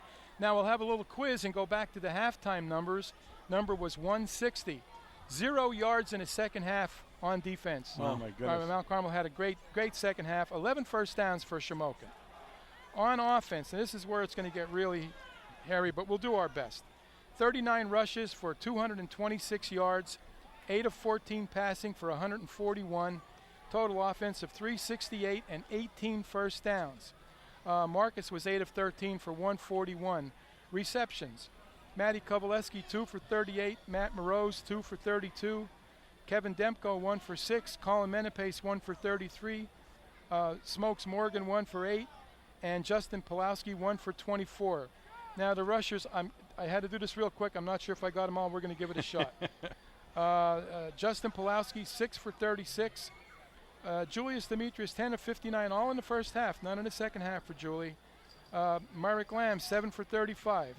Dave DeMarco, 1 for 2. Tyler Karicki, 3 for 27. Cody Schustak, 1 for 19. Eddie Stewart, and I think you saw a little glimpse of the future here with Edward, 5 for 46. Mike Sinopoli, 1 for -2, and Kyle McFadden, 2 for 4. So all in all, a great night for Mount Carmel. We came in here hoping to win the game, obviously, but the way that we won it tonight is another step forward on this road this year that we talked about. We have to improve every week, and I think winning a game like this is exactly what they did. Well, for Shamokin, I mean, obviously, every one of these games has a theme to it. They talked a little bit about it in the papers today, and the theme for this one for Shamokin area is going to be the third quarter. I mean, nothing went right in the third quarter for them. It was destruction in the third quarter. They the game got away from them completely. The game was played almost exclusively from their 20-yard line on, until almost the last couple of minutes of the game when Mount Carmel went the other way in the fourth quarter. But really just a tough way to play when that happens to you like that in the third quarter. They just couldn't recover. Moroz killed them with 3 long punt returns in a row. He had a great night at punt returns. He really did. And he was back with the single back too. We didn't go double tonight, and he just did all the returns to the sideline and just did an outstanding job. Yeah, I mean, overall the Ritoneros have to be very happy with what they've done tonight. And again, this is a good Shamokin squad. They move on to Central Columbia, and we understand Central Columbia having a bit of a renaissance in football after not winning anything last year. Playing very well this year. They were leading Danville, we thought we heard earlier. Yeah, I heard that also down here, Warren. So a tough game for the Indians as they go to Central Columbia. Now we come home, and again with the quirk of the Heartland Conference and being in the Heartland Conference as we are, we will be playing Shikellamy on the 3rd game of the year now instead of the 8th. Yeah, that's very unusual, but for Shamokin, Warren, I hope they don't jack it. I hope they continue to play hard. I think there's a lot of talent on this team, and I think they can do well if they just stay together. They showed a lot of signs. We showed some signs of some breaks on defense, and they did some nice things on offense, and I think they just have to hang in there and play tough, and I think they can win themselves some football games. Again, and for them, I mean, they got to stress, Coach Lindsey's got to stress, it's only the 2nd game of the year. there's plenty of season to go here, and there's plenty of season to stay in the Heartland Conference and make some noise. So, we'll be watching them closely and wishing them the best of luck. I really do. I hope they can turn this thing around and get themselves on the right track again. For us, we're looking at a Shikellamy team that had a hard first loss, actually lost in the overtime. I believe. Yep.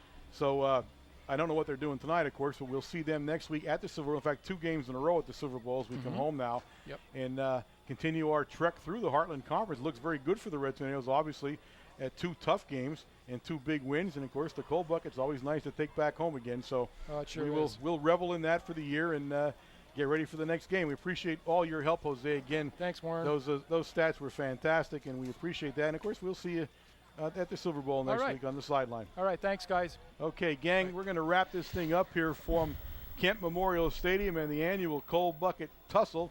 The Red Tornadoes coming out on top, 47-7, and they'll move again, as we said, to Shikellamy next week. Again, reminding you, this is a broadcast special of WKMC TV Sports, our 40th year of broadcasting to you. And That's we are unbelievable. Absolutely very proud of that and very proud of all the kids. So until next week, take care, gang. We'll see you at the Silver Bowl.